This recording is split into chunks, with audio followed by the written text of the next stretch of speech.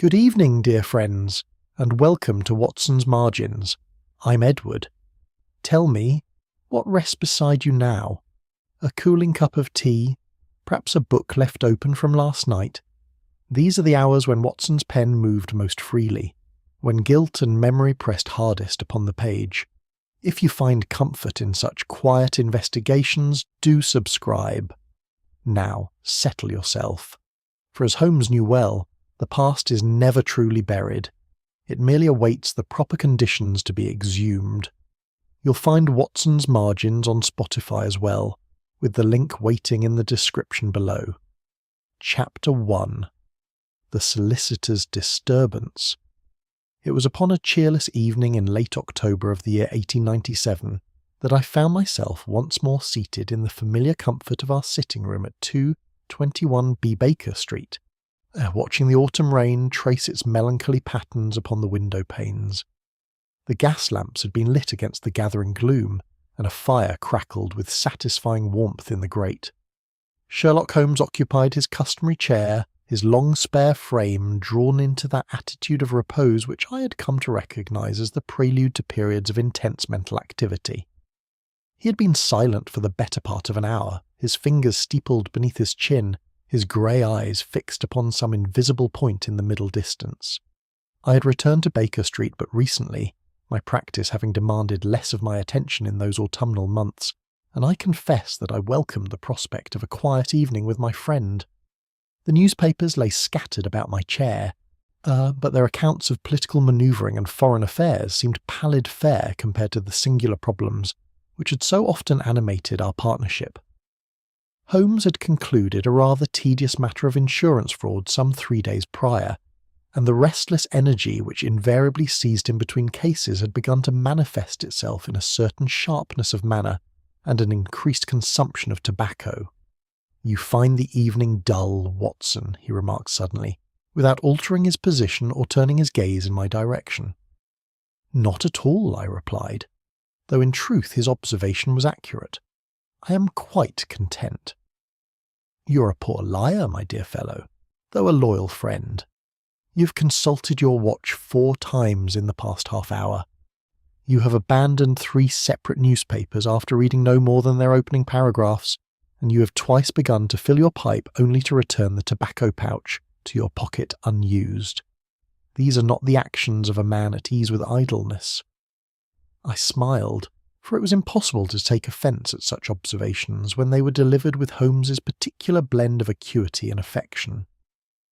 "Perhaps I have grown accustomed to rather more stimulating fare," I admitted. "Then we are of one mind," said Holmes, rising from his chair with that sudden, cat-like energy which was characteristic of him. "The world appears determined to pursue its mundane course without requiring our intervention. Crime, it would seem, has taken a holiday." Yet even as he spoke these words, we heard the sound of hurried footsteps upon the stair, followed by an urgent knocking at our door. Mrs. Hudson's voice could be heard in brief consultation with our visitor, and a moment later she appeared in the doorway, her honest face bearing an expression of concern. "A gentleman to see you, Mr. Holmes," she announced. "A Mr. Alistair Pembroke. He seems most agitated, sir, and insists that his business cannot wait." Holmes's eyes brightened with interest. "Show him up at once, Mrs. Hudson. Watson, you will oblige me by remaining. I suspect we may have found that stimulation you were seeking." Our landlady withdrew, and within moments a man of perhaps 50 years entered our sitting room. He was of middle height, well dressed in the manner of a professional gentleman, with iron grey hair, and a face that bore the marks of considerable anxiety. His movements were those of a man labouring under some significant burden, and though his attire and bearing spoke of respectability and success, there was about him an air of profound disturbance. "Mr. Holmes," he began, scarcely waiting for Holmes's gesture of invitation, before seating himself in the chair which my friend indicated. "I apologise for the lateness of the hour, but I have spent the day in the most wretched state of indecision, and I find I cannot delay any longer in seeking your counsel." "You're a solicitor," said Holmes, resuming his own seat. "Of Lincoln's Inn, unless I am mistaken. You have travelled here directly from your chambers, where you have spent an unusually long day puzzling over a document of considerable age.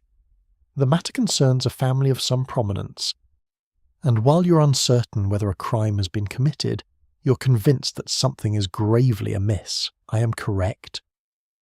Our visitor's startled expression would have been comical under other circumstances. "But how could you possibly know such things?" "The processes of deduction are elementary, I assure you," replied Holmes, with a dismissive wave of his hand.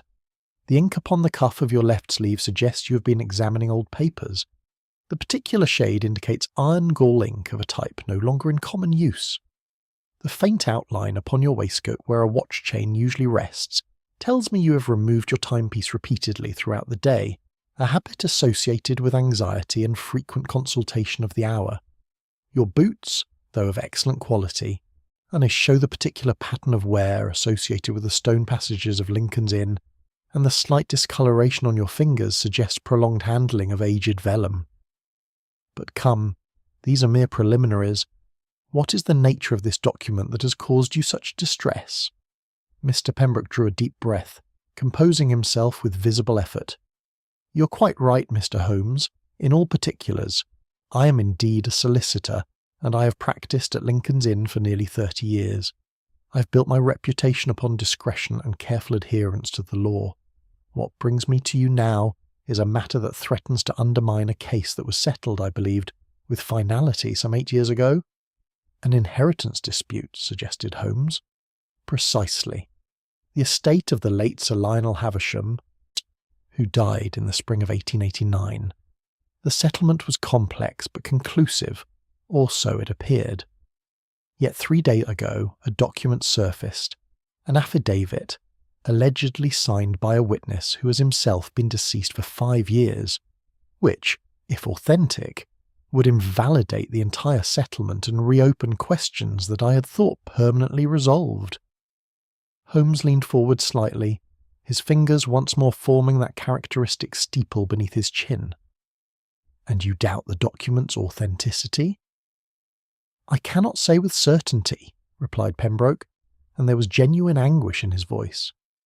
"The affidavit bears every superficial mark of legitimacy. The signature appears genuine, the language is appropriate to the period, and the legal seal seems proper. Yet there is something about it that strikes me as profoundly wrong. It is not the document itself that troubles me most, Mr. Holmes, but rather the reactions of those connected to it.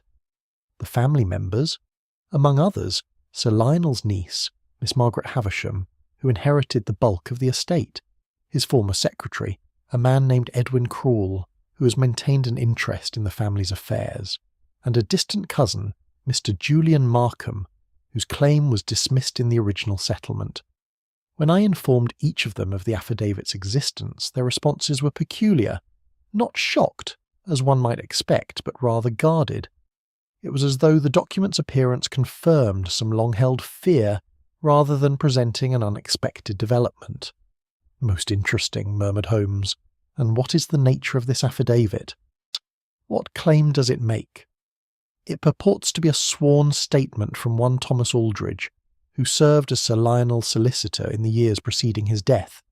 In it, Aldridge alleges certain irregularities in the preparation of Sir Lionel's final will, irregularities which, if proven, would suggest that the document executed in 1888 was not, in fact, Sir Lionel's true testament.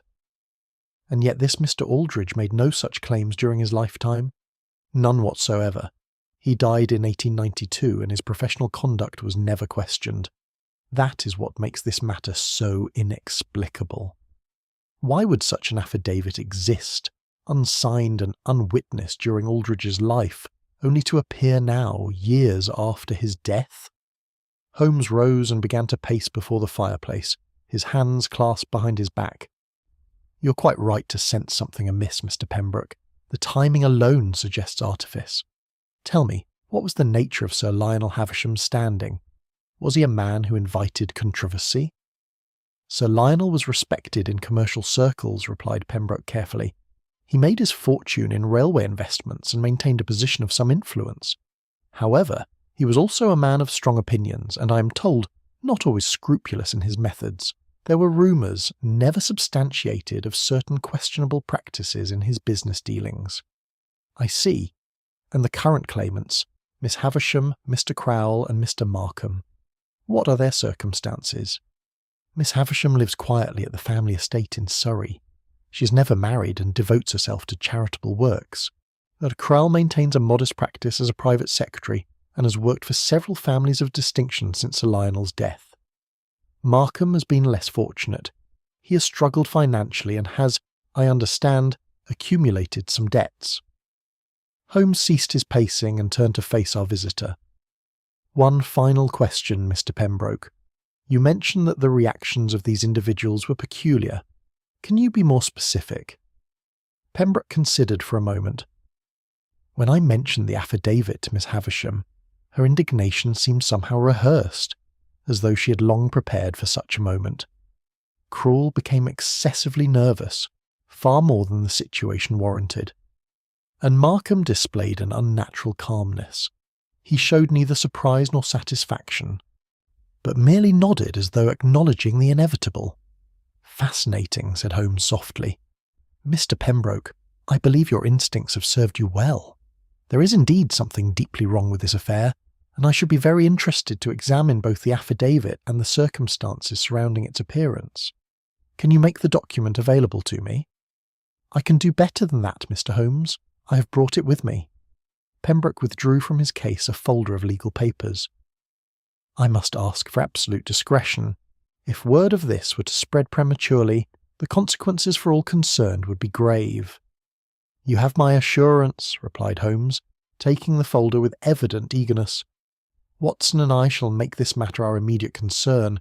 I suggest we begin by visiting the estate tomorrow, and I should like to observe these individuals in their natural setting before the situation develops further. Our visitor rose, and for the first time since his arrival, some measure of relief showed upon his features. I cannot thank you enough, Mr. Holmes. I have felt quite alone with this burden. You need feel so no longer, said Holmes warmly. Watson will show you out. I shall spend what remains of this evening examining this remarkable document. Call upon me tomorrow at noon, and we shall proceed to Surrey together. After I had seen Mr. Pembroke to the door and returned to the sitting-room, I found Holmes already deep in examination of the affidavit, his magnifying lens in hand, his expression one of intense concentration. The rain continued its steady percussion against the windows, but within our circle of lamplight, the game was once more afoot, and I knew that neither of us would rest until we had unravelled the mystery that lay before us. Chapter 2. Shadows of a Buried Dispute. The morning following Mr. Pembroke's visit dawned clear and bright, the rain of the previous evening having given way to one of those crisp autumn days that render the English countryside at its most appealing. Holmes had been awake before me, as was his custom when engaged upon a case of interest, and I found him at the breakfast table surrounded by various reference works and railway guides, a cup of coffee grown cold at his elbow.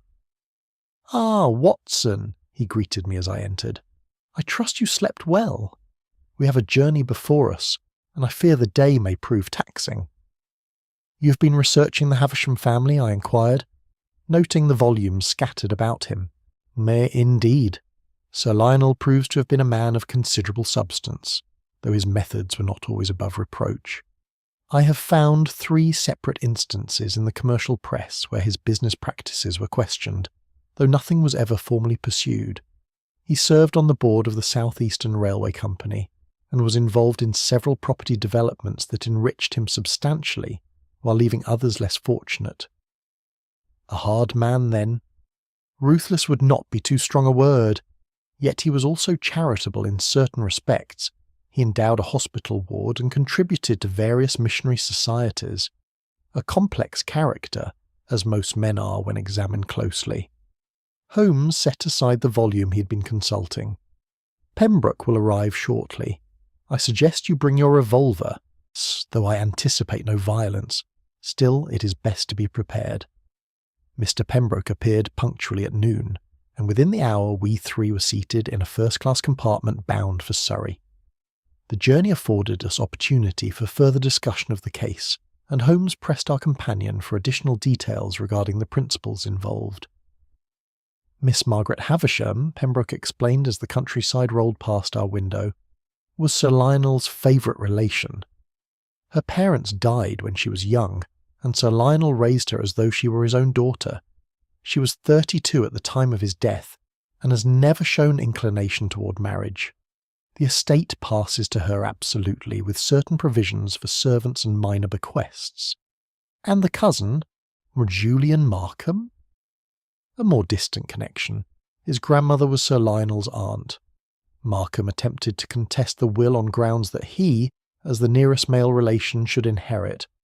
The claim was without merit and was dismissed with little difficulty. He received a legacy of £500, which I understand he spent with considerable rapidity. What is the nature of his present circumstances? Pembroke hesitated. He maintains lodgings in Bloomsbury, and describes himself as a gentleman of independent means, though I suspect those means are quite limited. There have been rumours of gambling debts. Holmes made a note in his pocketbook. And Edwin Crowle, the secretary? Crowle served Sir Lionel for 15 years before the latter's death. He was present during much of the will's preparation, and could have provided testimony regarding Sir Lionel's mental state had such testimony been required. Instead, he spoke well of his former employer and raised no objections to the settlement. He received a bequest of £200 and certain items of personal property. The remainder of our journey passed in contemplation, and it was approaching 3 o'clock when our cab drew up before the gates of Havisham Hall.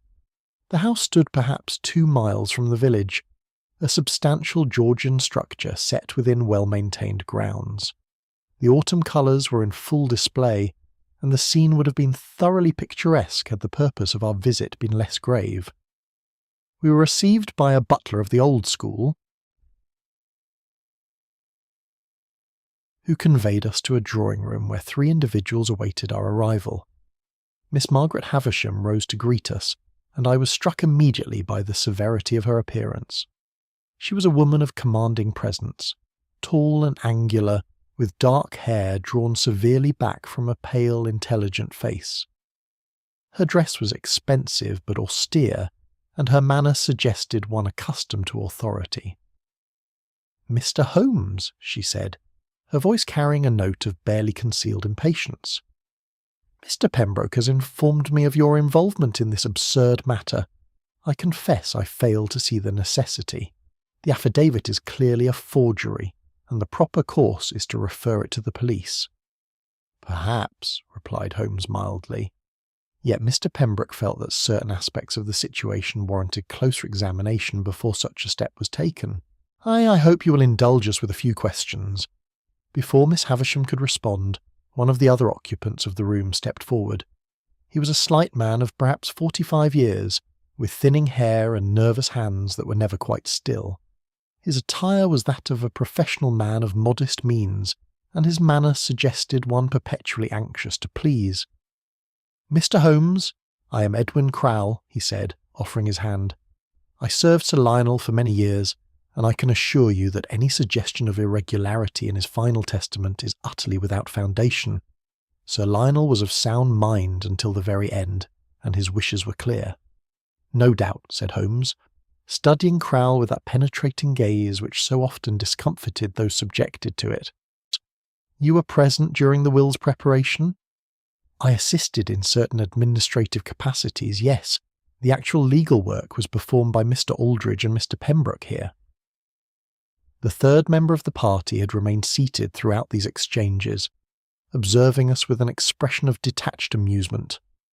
Julian Markham was a handsome man of perhaps 35, well dressed despite his reported financial difficulties, with the easy manner of one accustomed to social situations. He rose now and bowed slightly. "The famous Sherlock Holmes," he remarked. "I confess I am honoured, though I cannot imagine what you hope to discover here. The affidavit has appeared, we have all been summoned, and presumably we shall all deny any knowledge of its origin. Rather a predictable sequence of events, wouldn't you say?" "You display remarkable equanimity, Mr. Markham," observed Holmes, "for a man who stands to gain substantially if the affidavit proves genuine." Markham smiled. "I learned long ago, Mr. Holmes, not to build castles in the air. If the document is authentic, which I very much doubt, then justice will prevail. If it is not, then we are merely wasting an autumn afternoon." Holmes turned his attention to the room itself, moving about with that peculiar combination of purpose and apparent aimlessness that characterized his examinations. He paused before a portrait above the mantelpiece, a stern-faced man of perhaps 60, with hard eyes and a mouth set in lines of habitual determination. "Sir Lionel, I presume?" "My uncle," confirmed Miss Havisham. "Painted in 1887, 2 years before his death." "A formidable gentleman," remarked Holmes. "Tell me, Miss Havisham, what was your uncle's relationship with Thomas Aldridge?" "Perfectly cordial. Mr. Aldridge had served our family for many years." "And was there ever any suggestion that Aldridge harboured reservations about Sir Lionel's affairs?" A brief silence fell upon the room, and I noted that each of the 3 occupants exchanged glances, fleeting but unmistakable. It was Crowle who spoke first. "Mr. Aldridge was scrupulously professional," he said quickly. "I never heard him express any improper sentiment." "Indeed." Holmes's tone was casual, but I detected the sharpening of his interest. "And yet you all seem remarkably uncomfortable when certain subjects arise. The year 1889, for instance. What was it about that period that continues to disturb you?" Miss Havisham's face flushed. "I resent your implication, Mr. Holmes. The year my uncle died was naturally a difficult time for all of us." "Naturally. Yet I observe that when Mr. Pembroke mentioned the affidavit to each of you, your reactions were curiously muted. Not shock, not outrage, but rather a kind of weary recognition, as though you had been expecting something of this nature to surface." "That is ridiculous," said Markham, though his easy manner had become somewhat strained. Holmes moved to the window, gazing out across the grounds. "Let us speak plainly. Sir Lionel Havisham was involved in some affair in 1889 that required careful management, something that involved Thomas Aldridge in his professional capacity, and something that touched each of you in some fashion. This affidavit relates to that affair, does it not?" The silence that greeted this observation was profound. It was finally broken by Edwin Crowle, whose agitation had become increasingly apparent. "There was a minor legal matter," he said haltingly. "Nothing of consequence. A business dispute that was settled amicably." "How amicable could it have been?" said Holmes quietly, "if the memory of it still provokes such evident discomfort 8 years after Sir Lionel's death? No, gentlemen, there is more to this story than a simple business dispute." Miss Havisham drew herself up to her full height. "Mr. Holmes, if you are suggesting that I or anyone else present has engaged in some form of deception, I must ask you to leave at once. This interview has become intolerable." "I suggest nothing of the kind," replied Holmes. "I merely observe that the past casts long shadows, and that those shadows seem to fall most heavily upon this household. The affidavit, genuine or forged, has awakened memories that you would all prefer remained buried. Until I understand what those memories contain, I cannot determine who might wish to disturb them." He turned from the window to face them once more. "I shall require access to Sir Lionel's papers, particularly any correspondence or documents relating to the year 1889. I shall also need to examine the original will and any preliminary drafts that may exist." "That is quite impossible," said Miss Havisham firmly. "Such documents are private." "They may become considerably less private if this matter proceeds to litigation," observed Pembroke quietly. "It might be preferable, Margaret, to cooperate with Mr. Holmes's investigation, while discretion can still be maintained." After a moment's consideration, Miss Havisham gave a curt nod. "Very well. Crowle, you may show Mr. Holmes to my uncle's study. The papers remain largely as he left them, but I expect complete confidentiality, Mr. Holmes." "You have my word," replied Holmes. As Crowle led us from the room, I glanced back to see Miss Havisham and Markham standing in attitudes of barely suppressed tension.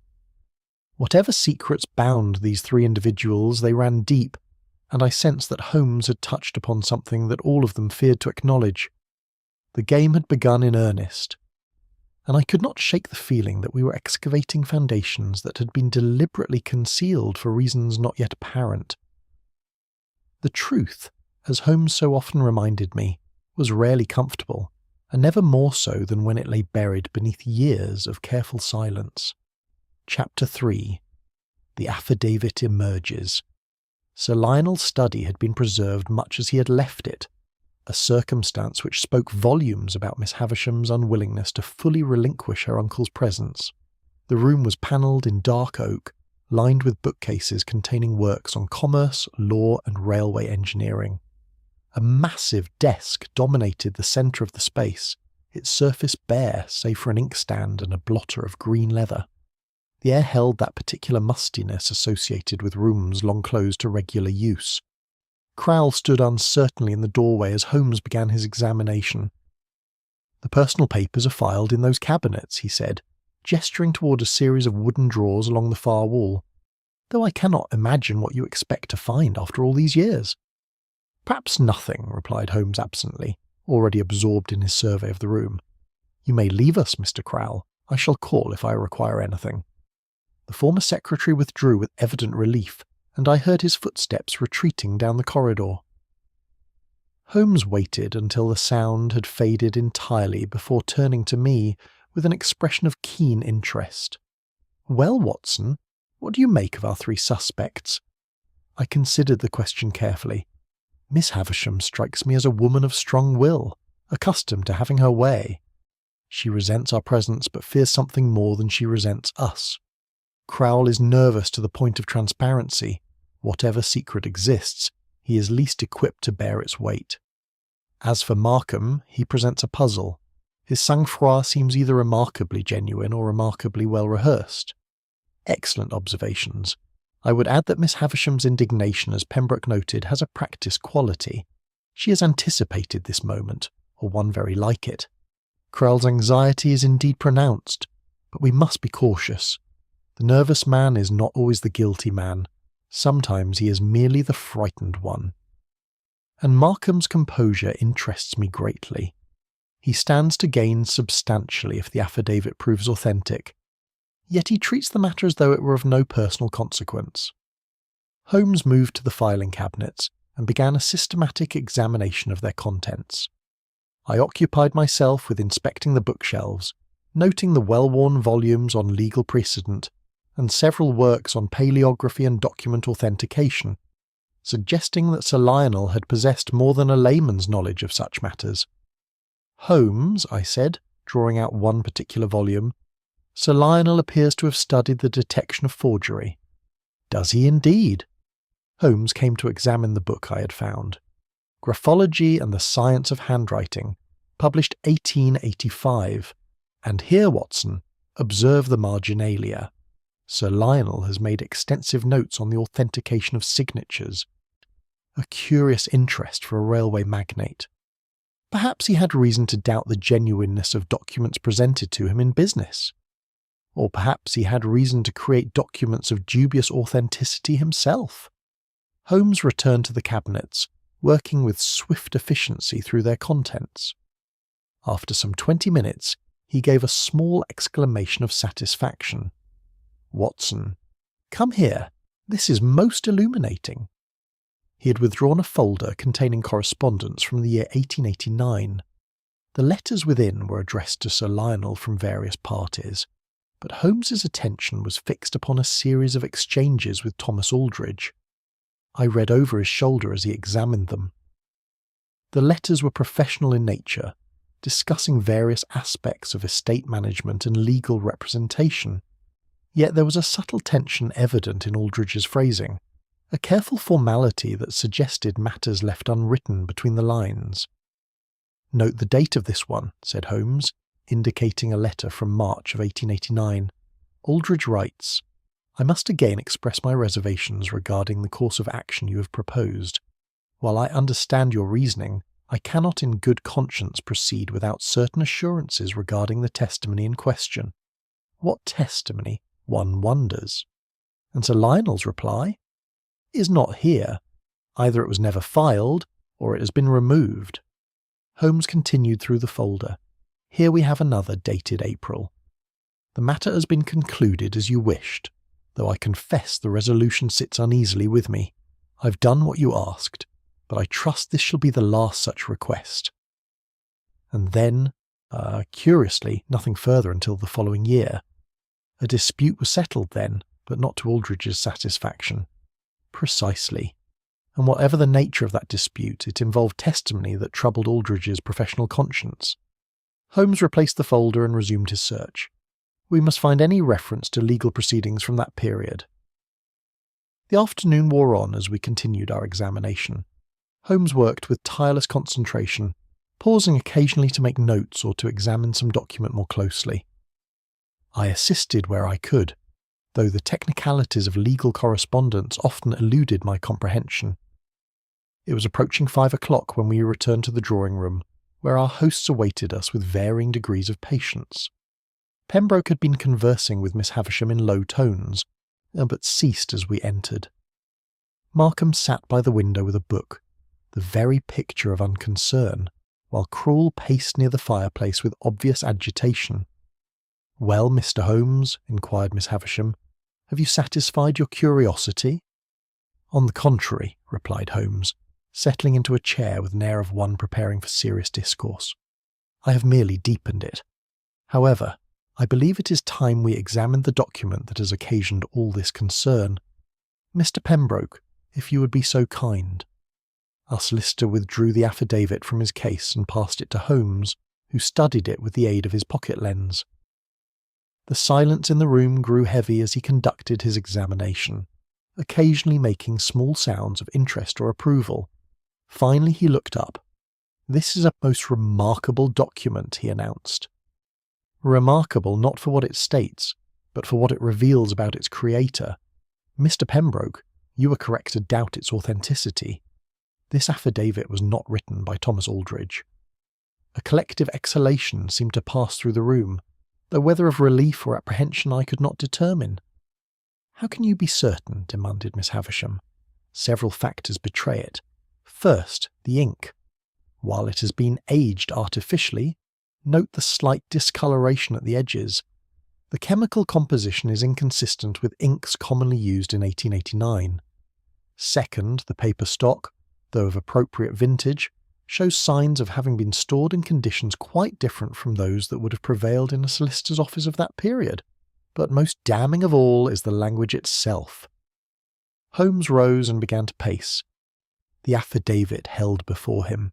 Aldridge's genuine correspondence, examples of which I have just examined, displays certain characteristic patterns of expression. He favoured particular legal constructions and habitually employed certain phrases. This document, while superficially similar, lacks those characteristics. More significantly, it employs terminology that did not come into common legal usage until several years after Aldridge's death. "Then it is a forgery," said Markham, his tone studiedly neutral. "Unquestionably. But that raises a far more interesting question. Who would forge such a document, and for what purpose?" Holmes fixed each of them in turn with his penetrating gaze. The forger possessed detailed knowledge of the original dispute, knowledge sufficient to create a plausible statement of Aldridge's alleged concerns. This was not the work of an outsider seeking to profit from disruption. This was created by someone intimately familiar with the events of 1889. Crowell had gone quite pale. "Surely you cannot suggest that one of us—" "I suggest nothing. I merely observe facts.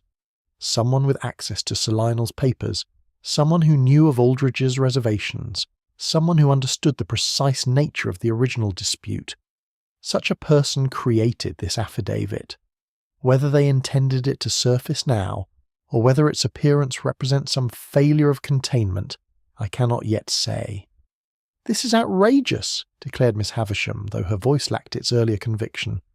"You stand in my home and accuse—" "I accuse no one," Holmes interrupted gently.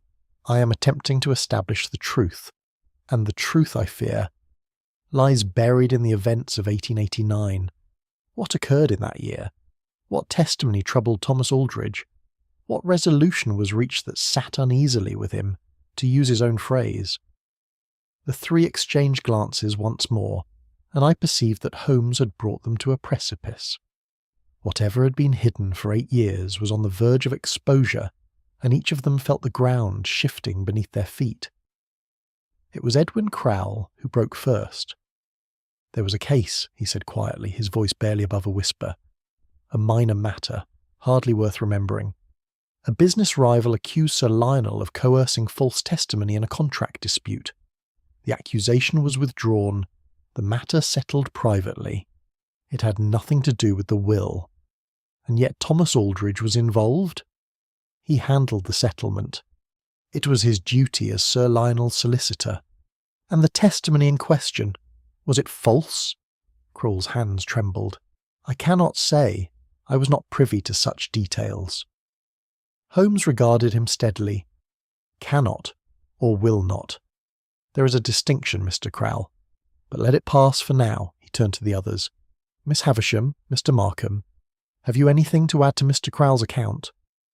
"I was aware of the incident," said Miss Havisham stiffly.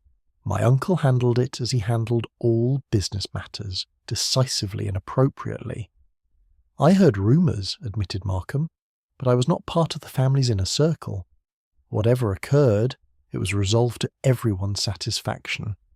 "To everyone's satisfaction," echoed Holmes thoughtfully. "And yet here we are, 8 years later, confronting an affidavit that suggests all was not as it seemed. Someone among you knows more than they have revealed. Someone understands why this document has appeared now and what it truly represents. Until that person chooses to speak truthfully, we shall continue to circle around shadows." He handed the affidavit back to Pembroke. "I shall require time to investigate the original dispute more thoroughly. In the meantime, I advise each of you to search your consciences. The truth will emerge, whether through cooperation or discovery. I have found it always does." As we prepared to depart, I observed that the afternoon's revelations had left their mark upon our hosts. Miss Havisham's severity had given way to troubled contemplation. Crowle appeared on the verge of nervous collapse, and even Markham's composure had developed fissures. The affidavit was indeed a forgery, but it was also a key, one that threatened to unlock secrets none of them wished exposed. The journey back to London passed largely in silence, each of us absorbed in private reflection. Only as we approached Baker Street did Holmes speak. "Watson, we are dealing with a crime far more complex than simple forgery. Someone has crafted this document not for gain, but for revelation. They wish to expose what was concealed in 1889. The question is, who stands to benefit from such exposure, and who has most to fear from it?" I had no answer, but as we mounted the familiar stairs to our rooms, I reflected that Holmes had posed the central riddle of the case. In the days to come, we would learn that the answer lay not in greed, but in the corrosive burden of guilty knowledge carried too long in silence. Chapter 4: Clues Beneath the Surface. The following days found Holmes immersed in one of those periods of intense activity that both fascinated and exhausted those who witnessed them. Our sitting room became a laboratory of document analysis, scattered with chemical reagents, photographic plates, and reference texts on handwriting and ink composition. Holmes had obtained samples of Thomas Aldridge's genuine correspondence through Pembroke's offices, and these lay arranged upon the table alongside the disputed affidavit subjected to scrutiny that would have impressed the most exacting scholar.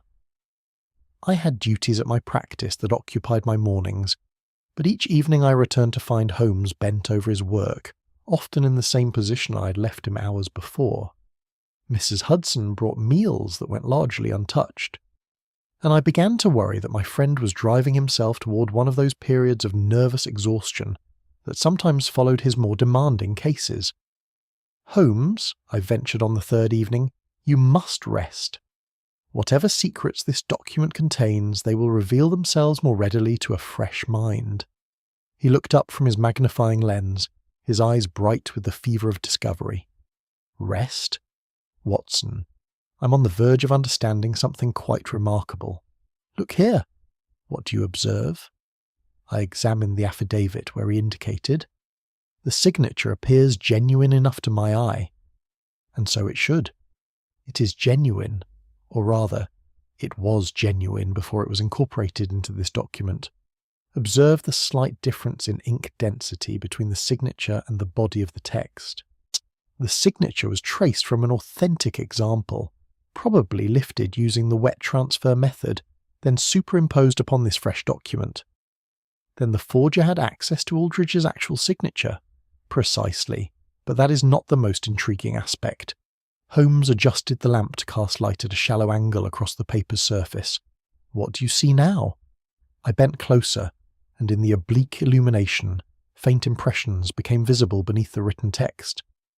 There are marks, indentations in the paper. Erased writing. Someone composed an earlier draft, then attempted to remove it before creating the final version. With chemical treatment, I believe we can recover portions of that original text. He reached for a small bottle of solution. This should render the erased graphite visible. I watched as Holmes carefully applied the reagent with a fine brush. Gradually, ghost-like letters began to emerge beneath the surface text, faint but legible. Holmes copied them meticulously into his notebook, his expression growing increasingly intent. "Extraordinary," he murmured. The original draft contained far more specific details, dates, names, precise accusations. These were deliberately softened in the final version. Someone began with a full confession, then thought better of it and created something more ambiguous. A failure of nerve, or a shift in purpose?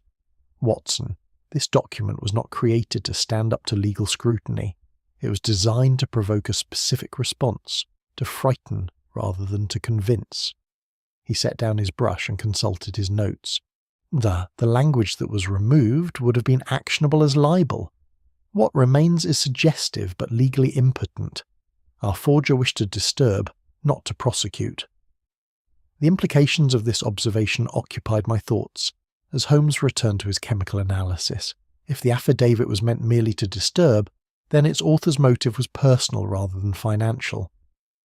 But which of our three suspects would benefit from such disturbance? On the fourth day of his investigation, Holmes announced his intention to visit the address where Thomas Aldridge had maintained his practice. The man has been dead 5 years, but solicitors are creatures of habit and documentation. If Aldridge kept copies of his correspondence, and most solicitors do, they may have been preserved. We found the building in a quiet street near Lincoln's Inn, a narrow structure that housed several professional offices. Aldridge's former rooms had been let to another solicitor, a young man named Featherstone, who received us with courtesy when Holmes presented his credentials. "I have heard of you, of course, Mr. Holmes," said Featherstone, gesturing us to seats in what had clearly once been a waiting room. "Though I confess I am curious as to your interest in Mr. Aldridge. He passed away before I took these chambers. I am investigating a matter that touches upon his professional work in 1889, Holmes explained. Specifically, a case involving Sir Lionel Havisham. I wonder whether any of Aldridge's files might have been retained when you assumed the lease." Featherstone frowned thoughtfully. There were some boxes left in storage when I arrived. The landlord asked if I wished them removed, but as they were properly archived and caused no inconvenience, I saw no reason to disturb them. They remain in the cellar, I believe. With the young solicitor's permission, we descended to a dim basement where several wooden crates sat gathering dust. Holmes fell upon them with barely restrained eagerness, and within minutes we had identified the relevant materials. Aldridge had indeed been methodical in his record-keeping, and the files from 1889 were present and remarkably complete. "Featherstone," said Holmes, looking up from his examination, "would you object if I borrowed certain documents for closer study? I give you my word they shall be returned unharmed." "Take what you require, Mr. Holmes. If it serves the cause of justice, I am happy to assist." We returned to Baker Street with a substantial collection of papers, which Holmes spread across every available surface in our sitting room. The gas lamps burned late into the night as we worked through the correspondence, legal briefs and personal notations that documented Aldridge's involvement with the Havisham affairs. The picture that emerged was troubling. In February of 1889, Sir Lionel had been accused by a business rival, one Edward Grafton, of suborning perjury in a railway contract dispute. Grafton claimed that a witness named William Merrick had been paid to provide false testimony favourable to Sir Lionel's interests. Aldridge's notes indicated deep concern about the allegation. "Here, Watson," said Holmes, indicating a memorandum in Aldridge's hand. "Merrick has admitted to me privately that his testimony was influenced by financial consideration from Sorel. He wishes to recant, fearing legal consequences. I've advised him of his obligations under law, but he is frightened and uncertain. Sorel insists that Merrick's testimony was truthful, and that any payment was merely compensation for time lost from employment." And what became of Merrick's intention to recant? Holmes shuffled through the papers. According to this entry from March, Merrick met with Aldridge to formalise his recantation, but then nothing. No affidavit, no formal statement, nothing until this note from April. Merrick has withdrawn his concerns. The matter with Grafton settled privately. All parties satisfied. I have done as Sorel requested, though my conscience is not easy. Merrick was silenced then, or persuaded, or perhaps. Holmes consulted another document. "Watson, look at this. A death notice from the Times. As dated March 28th, 1889. William Merrick, age 43, died suddenly at his residence in Clerkenwell. No suspicious circumstances noted." The implications hung heavy in the air between us. "You think his death was convenient?" "I think it was very convenient indeed. And I think our three suspects, Miss Havisham, Crowle and Markham, were all present during these events and all knew what occurred." Holmes rose and began to pace, his restless energy finding outlet in movement. "The question is, which of them has now decided to resurrect this buried scandal? And why?" Over the next 2 days, Holmes pursued several lines of inquiry. He interviewed the landlord of the premises where Merrick had died and learned that the man had been found by his housekeeper, apparently the victim of heart failure. No physician had been called prior to death, and the body had been buried with little ceremony. He also located Edward Grafton, the business rival who had made the original accusation against Sir Lionel. Grafton proved to be a bitter man, his commercial ventures having failed in the years since 1889. He confirmed the essentials of the case but claimed ignorance of Merrick's fate. "Sir Lionel crushed me," Grafton told us in his modest lodgings. "The settlement was generous enough, but it came with conditions. I was to withdraw all allegations and make no further public statements about the matter. I needed the money. My business was failing, so I accepted. I have regretted it ever since."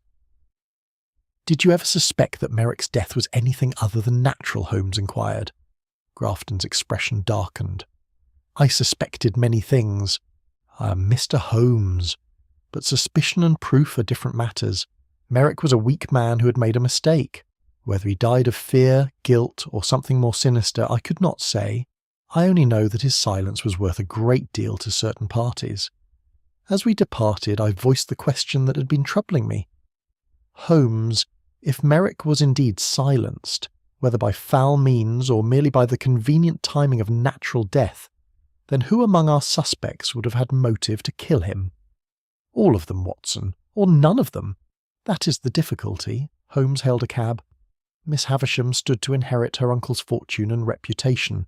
Crowle served Sir Lionel and may have been complicit in whatever occurred. Markham, though distant from the family then, may have had connections we have not yet discovered. Each had reason to want Merrick's recantation prevented. But the affidavit suggests someone now wishes the truth revealed. Precisely. Someone's conscience has become unbearable, or someone seeks revenge for past wrongs, or perhaps— He paused, his eyes distant with thought. Perhaps someone fears that another party is about to expose the truth and has decided to control the narrative by crafting their own version of events. The complexity of the case was becoming apparent. We were not dealing with a simple forgery committed for monetary gain, but with an intricate web of guilt, fear, and long-suppressed truth.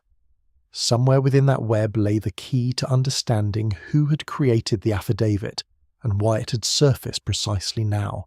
That evening, as I prepared to retire, Holmes remained at the table, surrounded by his notes and documents, his pipe sending up clouds of acrid smoke as he pondered the puzzle before him. "Watson," he said without looking up, "we have been proceeding on the assumption that the forger is one of our three suspects. But what if we are mistaken? What if there is a fourth party, someone connected to these events whom we have not yet identified?" It was a disturbing thought, and one that kept me wakeful long into the night. The case had seemed bounded by clear parameters. 3 suspects, each with evident connection to the disputed inheritance. But Holmes's question opened vistas of new possibility, and with them, new uncertainty. The truth, I was beginning to understand, lay not in the affidavit itself, but in the events it sought to distort or reveal. And those events, he had buried for 8 years beneath carefully maintained silence, were proving far darker than any of us had initially imagined. Chapter 5. The Echoes of 1889. The revelation regarding William Merrick's death had cast our investigation in a more sinister light, and I observed that Holmes approached the subsequent phase of his inquiry with particular gravity. He had always maintained that the detection of crime was a serious business, but there was a difference between unravelling a forgery and pursuing what might prove to be a conspiracy to conceal murder, however carefully disguised. We must establish the precise sequence of events in March of 1889, Holmes announced over breakfast on the morning following our interview with Grafton. Every meeting, every communication, and yet every individual who had contact with Merrick in the days before his death. Someone arranged for his silence, Watson, and I am convinced that same someone has now created this affidavit. But to what end? If the affidavit exposes the very crime they committed, surely they condemn themselves. Holmes tapped his fingers thoughtfully against his teacup. That is the paradox that troubles me. Yet consider, if one commits a crime in concert with others and fears that one of those others may expose the truth, might not the wisest course be to control the revelation oneself, to shape the narrative before another can do so more damagingly? It was a subtle point, but characteristic of Holmes's understanding of human psychology. I was pondering its implications when Mrs. Hudson appeared with the Morning Post. Among the usual assortment of communications was a telegram, which Holmes opened with evident interest. "From Lestrade," he said, passing it to me. "He has learned of our investigation and offers his assistance. It seems word of the affidavit has reached Scotland Yard through official channels. Pembroke was required to notify them of a potential fraud."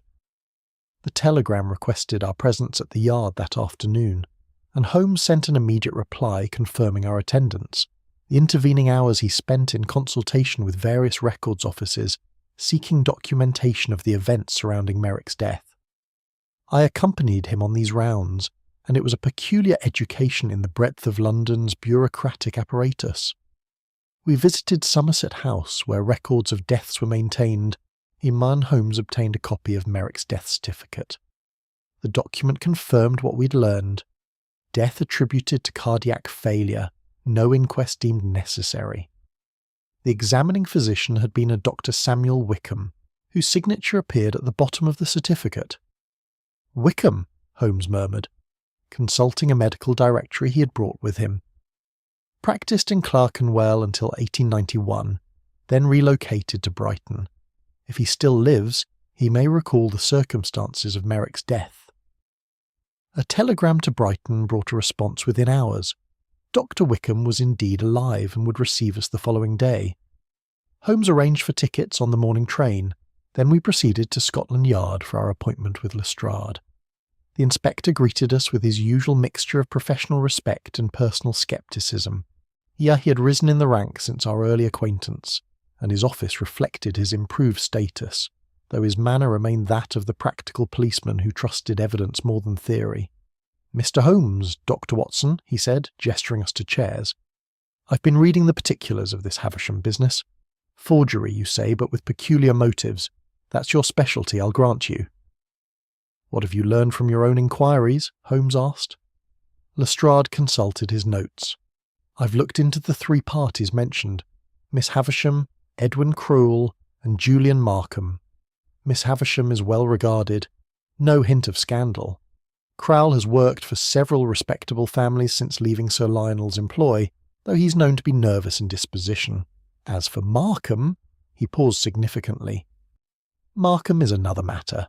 He's accumulated substantial debts, mostly from gambling. He's been seen at several establishments of questionable repute, and there are rumours he's been approached by moneylenders of the less scrupulous variety. How substantial are these debts? Upward of £3,000 by our estimation. Enough to ruin him if they were called in. Holmes nodded slowly. And if the inheritance were reopened and he were to receive a larger share? It would solve his immediate difficulties, certainly, which is why I favour him as our forger. Motive, opportunity, and the desperation of a man in financial straits. A compelling theory, Holmes acknowledged. Yet there are aspects that trouble me. Markham displayed remarkable composure when we interviewed him, not the demeanour of a desperate gambler, but rather that of a man resigned to his circumstances. Perhaps he's a better actor than you credit him for. Perhaps his composure stems from knowing he is not the guilty party. Holmes rose and moved to the window, looking down upon the Thames. Lestrade, I require access to the court records from 1889, specifically any proceedings involving Sir Lionel Havisham, Edward Grafton, or a man named William Merrick. I can arrange that. Though what do you expect to find? The precise nature of the testimony that caused such concern, and more importantly, who else was involved in those proceedings? Lestrade proved as good as his word, and within the hour we were examining dusty volumes in the basement of the Old Bailey. The case had been a minor one, heard before a magistrate rather than a full court, involving a disputed railway contract. The records were sparse but illuminating. William Merrick had indeed testified on behalf of Sir Lionel, stating that he had witnessed certain communications between Grafton and a third party that suggested collusion to inflate costs. Grafton's attorney had challenged this testimony vigorously, but without success. The contract had been awarded to Sir Lionel's consortium, and Grafton's competing bid had been rejected. Here is something of interest, said Holmes, indicating a passage in the court clerk's notes. Present in court during Merrick's testimony, Miss M. Havisham, Mr. E. Crowle, and, this is significant, Mr. J. Markham, described as representing family interests. So all three were present when Merrick gave his false testimony. If it was false, but yes. All three witnessed the event that would later trouble Thomas Aldridge so deeply. They saw Merrick commit perjury, if perjury it was, and they must have understood the implications when Grafton challenged the testimony. Holmes continued his examination of the records, making careful notes. The picture that emerged was of a closely coordinated effort to secure Sir Lionel's victory in the contract dispute. Merrick's testimony had been crucial, and its effectiveness had depended upon it appearing spontaneous and uncoached. They were all complicit, I said quietly. They all knew the testimony was fabricated, and they all benefited from its success. That appears to be the case. Miss Havisham, because Sir Lionel's fortune depended on such commercial victories. Crowle, because his position as secretary was tied to Sir Lionel's continued success. And Markham, Holmes paused. Why was Markham present? He was not yet an heir, had no formal position in the family. What was his connection? This question occupied us as we made our way back to Baker Street. Holmes spent the evening in deep contemplation, smoking pipe after pipe while staring into the fire. I attempted to read, but found my attention wandering to the same puzzle that consumed my friend. It was approaching midnight when Holmes suddenly sat upright. Watson, I have been approaching this from the wrong direction. We have assumed that the affidavit was created to reopen the inheritance case. But what if its true purpose is not financial at all? What other purpose could it serve? Expiation, Watson, the easing of conscience, so as to consider. 3 people share knowledge of a crime, the suborning of perjury, possibly even the murder of William Merrick. For 8 years they have kept silent, bound together by mutual guilt. But guilt is a corrosive force. It does not diminish with time. It grows heavier with each passing year. You think the forger seeks to confess? Not directly. That would require courage these people clearly lack. But by creating an affidavit that appears to come from beyond the grave, from the dead Solicitor Aldridge, they achieve a form of confession while maintaining deniability. They can claim to be as shocked as anyone by its appearance, while secretly hoping it will force the truth into the open. The theory was ingenious, yet it raised more questions than it answered. But if that is their motive, why forge a document at all? Why not simply come forward with the truth? Because the truth implicates them in serious crimes, perjury at minimum, possibly conspiracy to murder. By creating an affidavit that hints at impropriety without providing proof, they invite investigation while retaining the ability to claim innocence. It is a compromise between confession and concealment. The next morning found us on the Brighton train, travelling through countryside that wore autumn's colours like a richly embroidered cloak. Dr. Wickham proved to be a man in his 70s, long retired from active practice but still possessing a sharp mind and clear recollection of his professional career. "William Merrick," he said when Holmes raised the subject. "Yes, I remember him. Poor fellow. He was in a dreadful state in the days before his death." "A dreadful state? In what respect?" "Nervous collapse, essentially. He came to my surgery 3 days before he died, complaining of palpitations and difficulty sleeping. He was convinced he was being followed, though I saw no evidence of it. I prescribed a mild sedative and advised rest, but he was too agitated to follow my counsel." "Did he mention why he believed himself followed?" Wickham hesitated. He spoke of having done something he regretted. Legal trouble of some kind, though he was vague about the details. He seemed terrified of the consequences. "And when you were called to certify his death, you found no signs of foul play?" "None whatsoever. He was found in his bed, apparently having died in his sleep. His heart had simply given out, likely from the sustained stress he had been experiencing. Such things are not uncommon, Mr. Holmes. Fear can kill as surely as poison." We thanked Dr. Wickham and departed, but his words had provided crucial insight. Merrick had died of natural causes, but those causes had been precipitated by terror. Someone had frightened him to death, as surely as if they had held a weapon to his heart. "Now we understand," Holmes said as our train carried us back to London. "Merrick intended to recant his perjury. Someone, perhaps all 3 of our suspects acting in concert, made certain he understood the consequences of such an action. They did not need to kill him directly. They merely needed to make him believe his life was in danger. The rest his own frightened heart accomplished." "Then they are murderers, even if no hand was raised against him. In the eyes of God, perhaps. In the eyes of the law." "They committed no crime beyond intimidation. But in the eyes of conscience, Watson, that is where the true punishment lies, and that is why, 8 years later, someone among them has created this affidavit. Guilt has become unbearable, and they seek relief through this oblique confession. The case was taking shape at last, though its final resolution remained obscured. We knew what had happened in 1889, and we understood the burden that bound our 3 suspects together. What remained was to determine which of them had cracked under that burden's weight and sought this strange form of absolution. As Baker Street came into view, I reflected that we were no longer pursuing a mere forger, but rather a tormented soul seeking redemption through revelation. It was a more sympathetic quarry than most we hunted. Yet the hunt itself remained necessary. Justice, as Holmes often reminded me, served many purposes, not least of which was allowing the guilty finally to unburden themselves of secrets too heavy to carry alone. Chapter 6. A Pact of Silence. It was 2 days after our return from Brighton that Holmes received an unexpected visitor. I had been out attending to a patient and returned to Baker Street to find my friend in conversation with a woman whose voice, though low, carried a note of barely suppressed emotion. As I entered, she turned, and I recognised Miss Margaret Havisham. She appeared greatly altered from our previous encounter.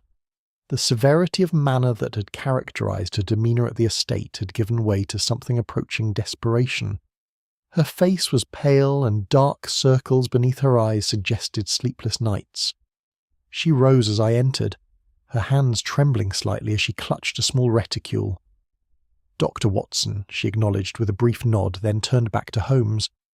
"I have come because I can no longer bear the uncertainty. You spoke of shadows from the past, Mr. Holmes, and you were quite correct. Those shadows have haunted me for 8 years, and the appearance of this accursed affidavit has made them intolerable." Holmes gestured for her to resume her seat. "I am glad you have come, Miss Havisham.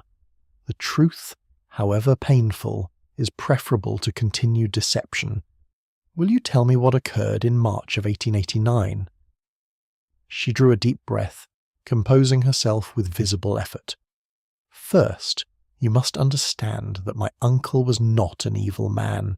He was ambitious, certainly, and ruthless in his business dealings. But he had been kind to me when I had no one else. I owed him everything: my education, my position in society, my very survival after my parents died." "I do not doubt your loyalty," said Holmes gently. "Please continue." "The railway contract was of vital importance to my uncle's financial position. He had invested heavily in the venture, and failure would have meant ruin. When Edward Grafton challenged his bid, Uncle Lionel was furious. He became convinced that Grafton had engaged in corrupt practices to undermine him." "And William Merrick?" Miss Havisham's face grew troubled. "Merrick was a clerk in one of the railway offices. Uncle Lionel discovered that he had witnessed certain communications between Grafton and a contractor. When questioned, Merrick indicated that these communications suggested impropriety, though he had thought little of it at the time. But your uncle thought a great deal of it. He saw it as the weapon he needed. He convinced Merrick to testify formally, to state under oath what he had witnessed. Merrick was reluctant. He said the matter was unclear and that he might be mistaken in his interpretation. But Uncle Lionel could be very persuasive, and he offered Merrick compensation for any losses he might suffer." Holmes leaned forward. "Compensation? Or payment for favourable testimony?" "I cannot say with certainty. At the time I believed my uncle when he claimed it was merely fair recompense. I was young, Mr. Holmes, and I wanted to believe him honourable." Her voice broke slightly. "Perhaps I was wilfully blind. And Edwin Crowle, Julian Markham? What were their roles?" Crowle assisted in preparing Merrick for his testimony. He helped him organise his recollections, suggested how certain things might be phrased. "I remember him spending hours with Merrick in my uncle's study. As for Markham—" She paused, and a flush coloured her cheeks. "Julian and I were engaged at the time, though the engagement was later broken. He was present because he was expected to join the family business once we married." This revelation cast new light upon Markham's involvement, and I saw Holmes make a note of it. "The testimony was given," Holmes prompted. "Grafton was defeated. What happened then?" "For a time, all seemed well. The contract was awarded and Uncle Lionel's finances were secured. But then, several weeks later, Thomas Aldridge came to the house in a state of great agitation. He said that Merrick had contacted him, expressing doubts about his testimony. Merrick wished to recant, to state that he had been mistaken, or perhaps even unduly influenced." "And how did Sir Lionel respond?" Miss Havisham's hands twisted in her lap. He was livid. He said that Merrick's recantation would destroy everything, that Grafton would sue and win, that we would all be ruined. He insisted that Merrick must be persuaded to maintain his original statement. "Persuaded by what means?" The silence that followed was heavy with implication. When Miss Havisham finally spoke, her voice was barely audible. "I do not know precisely what was said to Merrick.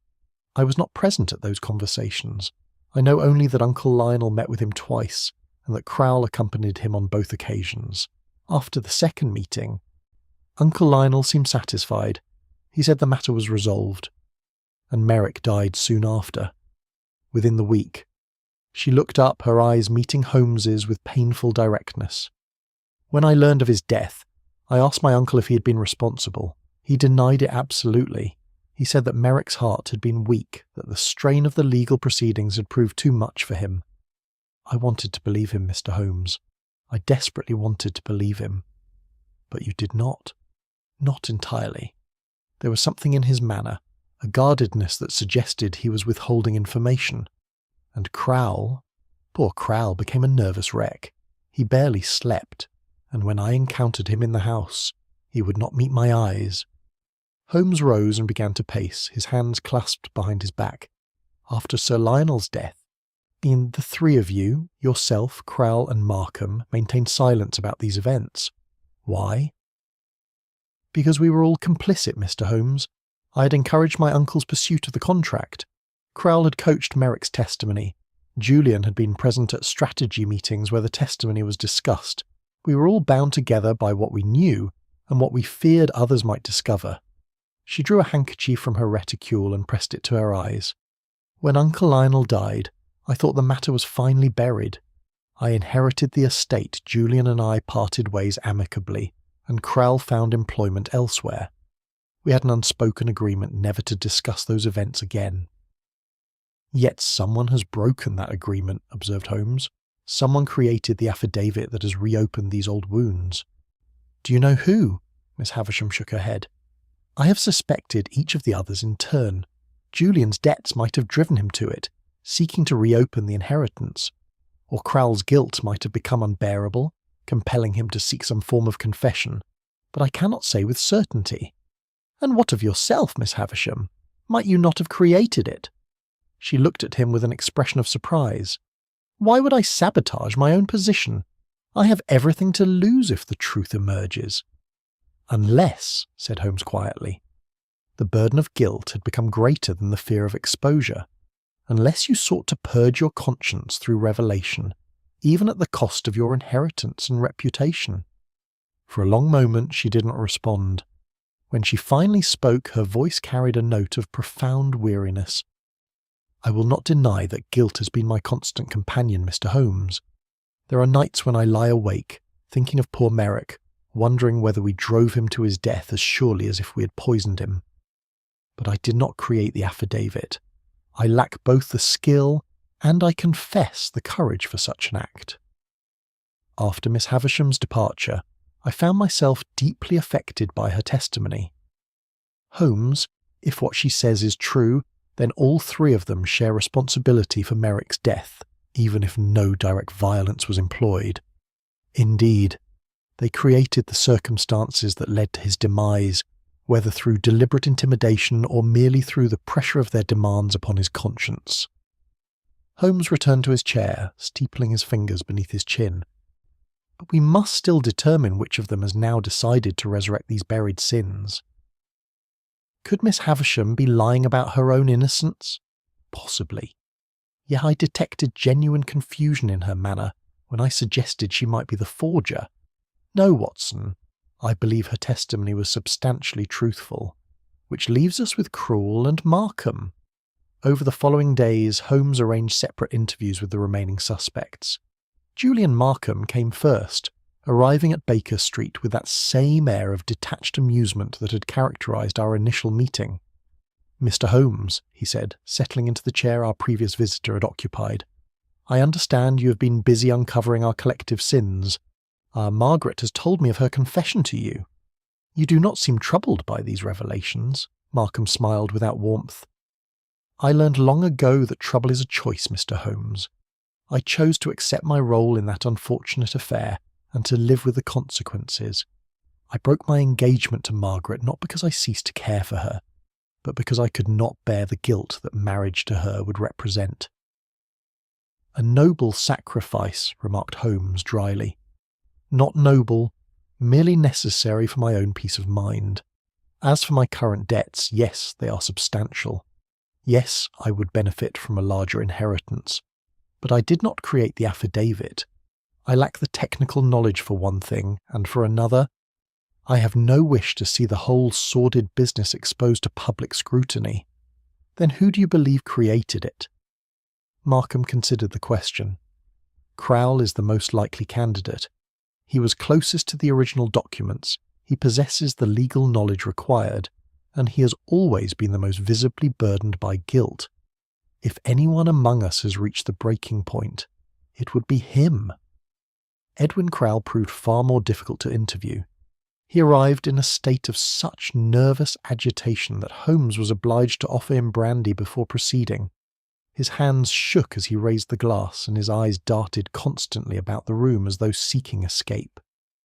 "Mr. Crowell," Holmes began carefully, "I believe you know why I have asked you here. The events of 1889 can no longer remain hidden. The affidavit has ensured that." "I did not create it," Crowell burst out. "I swear to you, Mr. Holmes, I did not. Yes, I have been tormented by guilt. Yes, I have wished countless times that I had possessed the courage to prevent what occurred. But I am a coward, sir, and cowards do not take bold action. They merely suffer in silence." "Someone took action," Holmes observed. "Someone with detailed knowledge of the original events and access to documents that would enable forgery. You meet both criteria." Crowell's face crumpled. "I meet many criteria for many shameful things, Mr. Holmes, but this I did not do. I have not the strength for it." As he departed, still visibly shaking, I turned to Holmes. "Well, which of them is our forger?" Holmes sat in silence for a long moment, his expression troubled.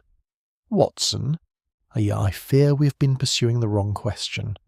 We have asked who created the affidavit, when we should have been asking why it was created in the manner it was. Imperfect, easily disproved, yet precisely calculated to achieve a specific effect. And what effect is that? The gathering of all parties, the resurrection of guilt, the forcing of confession. Watson, I begin to suspect that the forger's true purpose was not to deceive, but to compel precisely the conversations we have just conducted, to break the Pact of Silence by making silence untenable.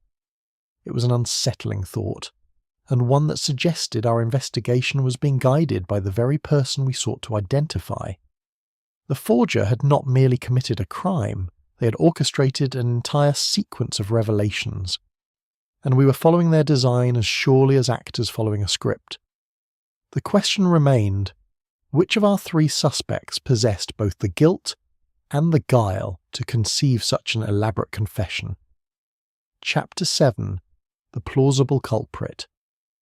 The morning after our interviews with the three suspects found Holmes in a state of unusual quietude. He had dismissed his breakfast tray untouched and sat by the window, observing the street below with an abstraction that suggested his mind was occupied with matters far removed from the passing traffic. I had learned over our years of association that such moods often preceded significant developments in a case, and I waited patiently for him to break his silence. It was shortly before noon when Inspector Lestrade was announced.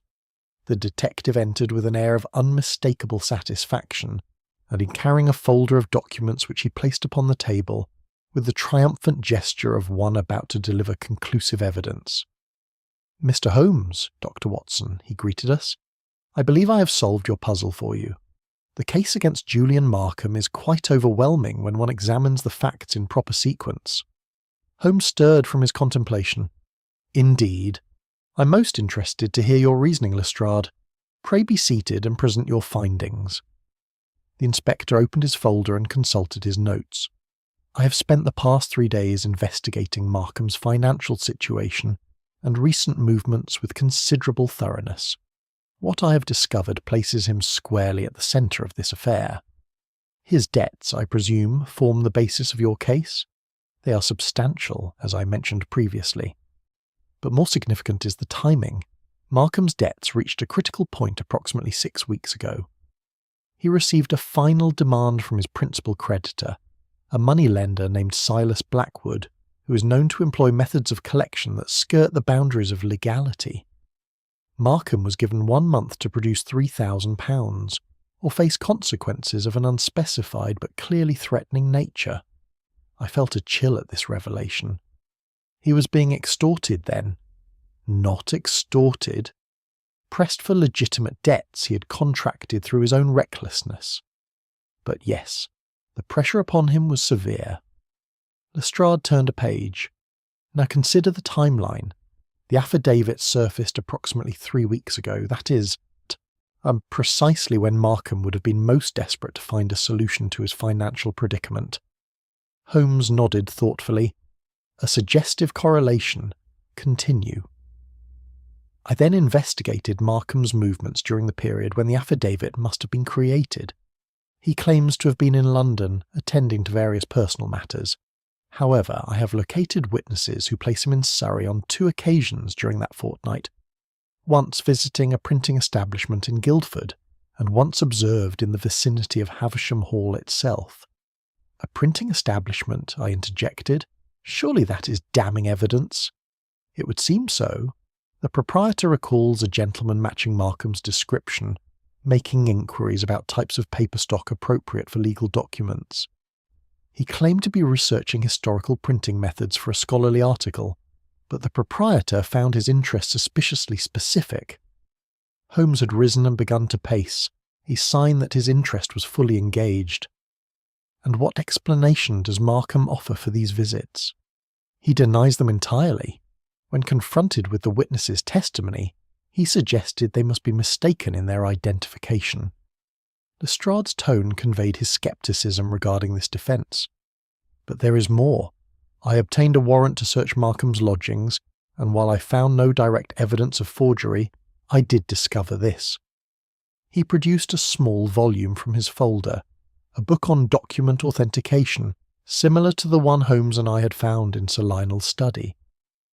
The same work Sir Lionel consulted, observed Holmes. Precisely. And Markham cannot adequately explain its presence. He claims it was among some books purchased at a sale, but the inscription inside tells another story. Lestrade opened the volume to the flyleaf. To E.C., with gratitude for years of loyal service. L.H., 1888. Edwin Crowell's initials and Sir Lionel's signature. Markham somehow came into possession of a book that belonged to Crowell. The implication was clear, and I found myself persuaded by the accumulation of evidence. Holmes, however, maintained his thoughtful expression.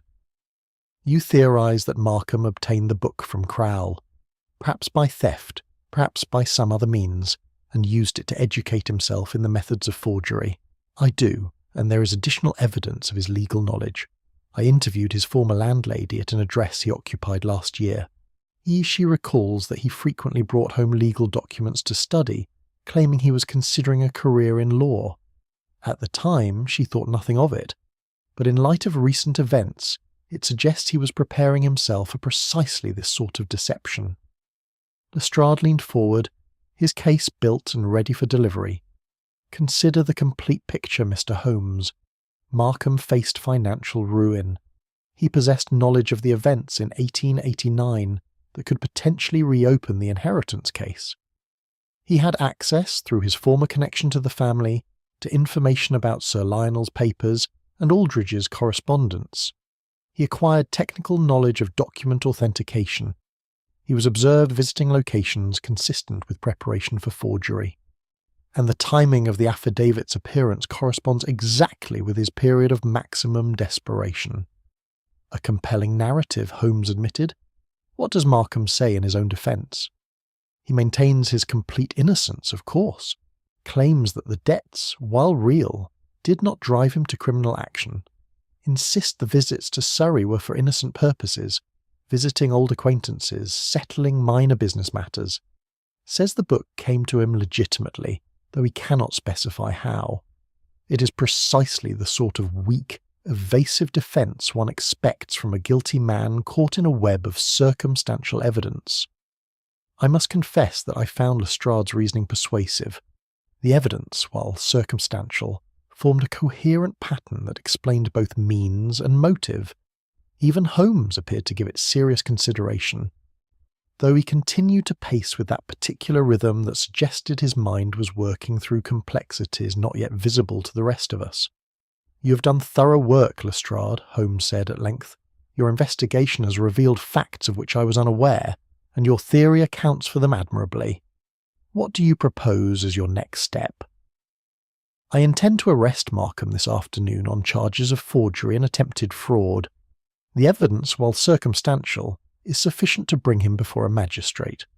Once formal proceedings begin, I suspect he will confess rather than face trial." "You may be correct," said Holmes, though something in his tone suggested reservation. "However, I would ask one favour before you proceed. Grant me 24 hours to complete my own investigation. If, at the end of that period, I have found nothing to contradict your theory, you may proceed with my blessing." Lestrade frowned. "You doubt the case against Markham?" "I doubt nothing and confirm nothing. I merely wish to ensure that we have examined all possibilities before taking irreversible action. Surely you can allow me one day?" After some consideration, Lestrade agreed, though with evident reluctance. Once he had departed, I turned to Holmes with curiosity. "You do not believe Markham is guilty?" Holmes returned to his chair and relit his pipe, which had gone cold during Lestrade's presentation. "I did not say that. Lestrade's case is strong, stronger than I had anticipated. The evidence of Markham's financial desperation, combined with his presence in Surrey and possession of that damning book, creates a narrative that any jury would find convincing. Then why ask for delay? Because, Watson, there are aspects of this case that do not fit comfortably with the theory of Markham's guilt, and I cannot rest until I have explored them." He drew on his pipe thoughtfully. "Consider, if Markham created the affidavit solely to reopen the inheritance case, why did he include elements that actually weaken its legal standing? Why construct a document that invites the very scrutiny that would expose it as fraudulent? Perhaps he lacked the skill to create something more convincing. Yet he possessed sufficient skill to acquire appropriate paper, study authentication methods, and create a document that initially fooled even Pembroke, an experienced solicitor. No, Watson, if Markham had the capability to create the affidavit, he had the capability to make it legally effective. Instead, he, if indeed it was he, created something deliberately flawed. You think the flaws were intentional? I am certain of it. This document was designed to provoke investigation, not to withstand it. Which returns us to the question I posed earlier. Why would the forger wish to compel the very inquiries that would expose the forgery? I struggle to see the logic in this. Perhaps Markham miscalculated. Perhaps he believed the document would survive scrutiny. Perhaps. Holmes fell silent for several moments. There is another possibility, however. What if Markham is being framed? What if someone else created the affidavit, knowing that suspicion would fall upon him due to his financial difficulties and his connection to the family? But who would do such a thing? And why? Ah, Watson, there we arrive at the heart of the matter. Who indeed? He rose with sudden energy. Come, we have much to do and little time in which to do it.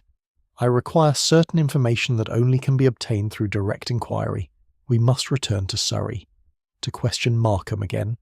No, to examine the evidence Lestrade has not considered. Evidence that may tell us whether Markham is a forger desperate for money, or a convenient scapegoat for someone whose motives run far deeper than financial gain. As we prepared for our journey, I reflected upon how swiftly the case had pivoted. What had seemed a tangled mystery involving three equally suspicious parties had narrowed to focus upon one man, supported by evidence that appeared damning. Yet Holmes remained unconvinced, and I had learned to trust his instincts even when my own judgment suggested a different conclusion.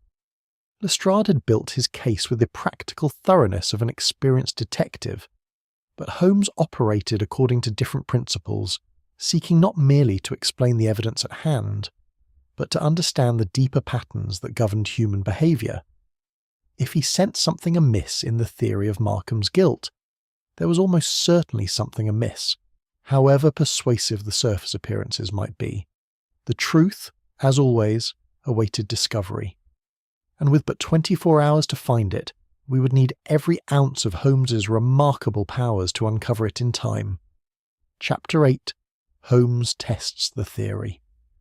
Our journey to Surrey that afternoon was conducted in relative silence, and Holmes being absorbed in contemplation while I reviewed in my mind the various threads of evidence that had been presented. The case against Markham appeared formidable, Yet I had witnessed too many of Holmes's investigations to dismiss his scepticism as mere contrarianism. When he doubted, there was invariably substance to his doubt. We did not proceed directly to Havisham Hall, but instead stopped first at the printing establishment in Guildford that Lestrade had mentioned. The proprietor, a Mr. Cornelius Dobbs, was a fusty gentleman of advanced years who presided over a shop that smelled pleasantly of ink and paper. He received us with the cautious courtesy of one accustomed to dealing with the public. "Mr. Dobbs," Holmes began, producing his card, "Inspector Lestrade of Scotland Yard informed me that you recently assisted in his investigation of a gentleman who made inquiries about historical paper stock." "Ah, yes," Dobbs replied, adjusting his spectacles. The inspector was quite interested in that matter. Most unusual, a criminal investigation touching upon my humble establishment. "Could you describe the gentleman who made these inquiries?" Dobbs considered. "A well-dressed man, I would say of middle years. Perhaps 35, perhaps 40. Dark hair, clean-shaven, with the manner of one accustomed to good society." "And you identified him as Mr. Julian Markham when Inspector Lestrade showed you a photograph?" I said he resembled the photograph, yes, though I confess the photograph was not entirely clear. And my recollection of the gentleman's features was not perfect. It had been some weeks since his visit. Holmes withdrew a small envelope from his coat pocket. "Would you indulge me by examining these photographs and indicating which, if any, depicts the man who visited your shop?" Dobbs accepted the envelope and extracted 3 photographs, which I recognised as images of Markham, Crawle, and a third gentleman unknown to me, likely included to prevent leading the witness. The printer studied them carefully, moving to the window where the light was stronger. "This is most difficult," he said at length. "The gentleman in the first photograph bears some resemblance, though I recall the visitor as being somewhat stouter. The second, well, he could be the man, though the facial features seem not quite right. And this third I can say with confidence is not the gentleman who visited my shop. So you cannot make a positive identification?" "I fear not, Mr. Holmes. When the inspector showed me only the single photograph, it seemed plausible enough. But confronted with multiple possibilities, I find my memory less certain than I had thought." We thanked Dobbs and departed, and as we walked back toward the station, Holmes permitted himself a thin smile. "The first crack in Lestrade's edifice," he remarked. "A witness who seemed certain becomes uncertain when properly tested. It is a common failing in criminal investigation, the tendency to accept confirmation of one's theory rather than rigorously challenging it. But the man could still have been Markham. Indeed he could. Or he could have been Crawle, or some other party entirely. What we have learned is that we cannot rely upon Dobbs's identification as definitive evidence." Our next stop was the village nearest to Havisham Hall, where Holmes had learned through telegram that Markham had been observed.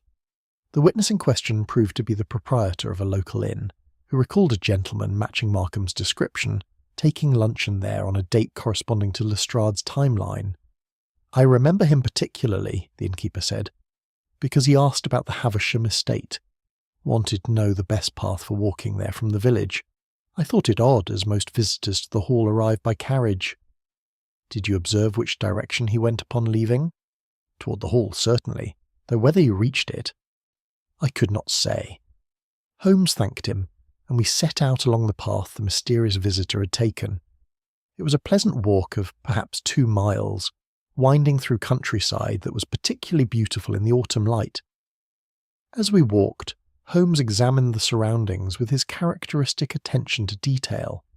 Watson observed the geography. From here, one could indeed reach Havisham Hall, but one could also reach a dozen other destinations, the neighbouring Thornfield estate, the old gamekeeper's cottage that lies abandoned in those woods, even the railway station beyond the next village. Lestrade assumes that because Markham was seen walking in this direction, he must have been visiting the hall. Yeah, but assumption is not evidence. We continued our investigation by interviewing several other witnesses Lestrade had cited. A shopkeeper who recalled selling writing materials to a gentleman of Markham's description, a railway porter who remembered a well-dressed man carrying a portfolio.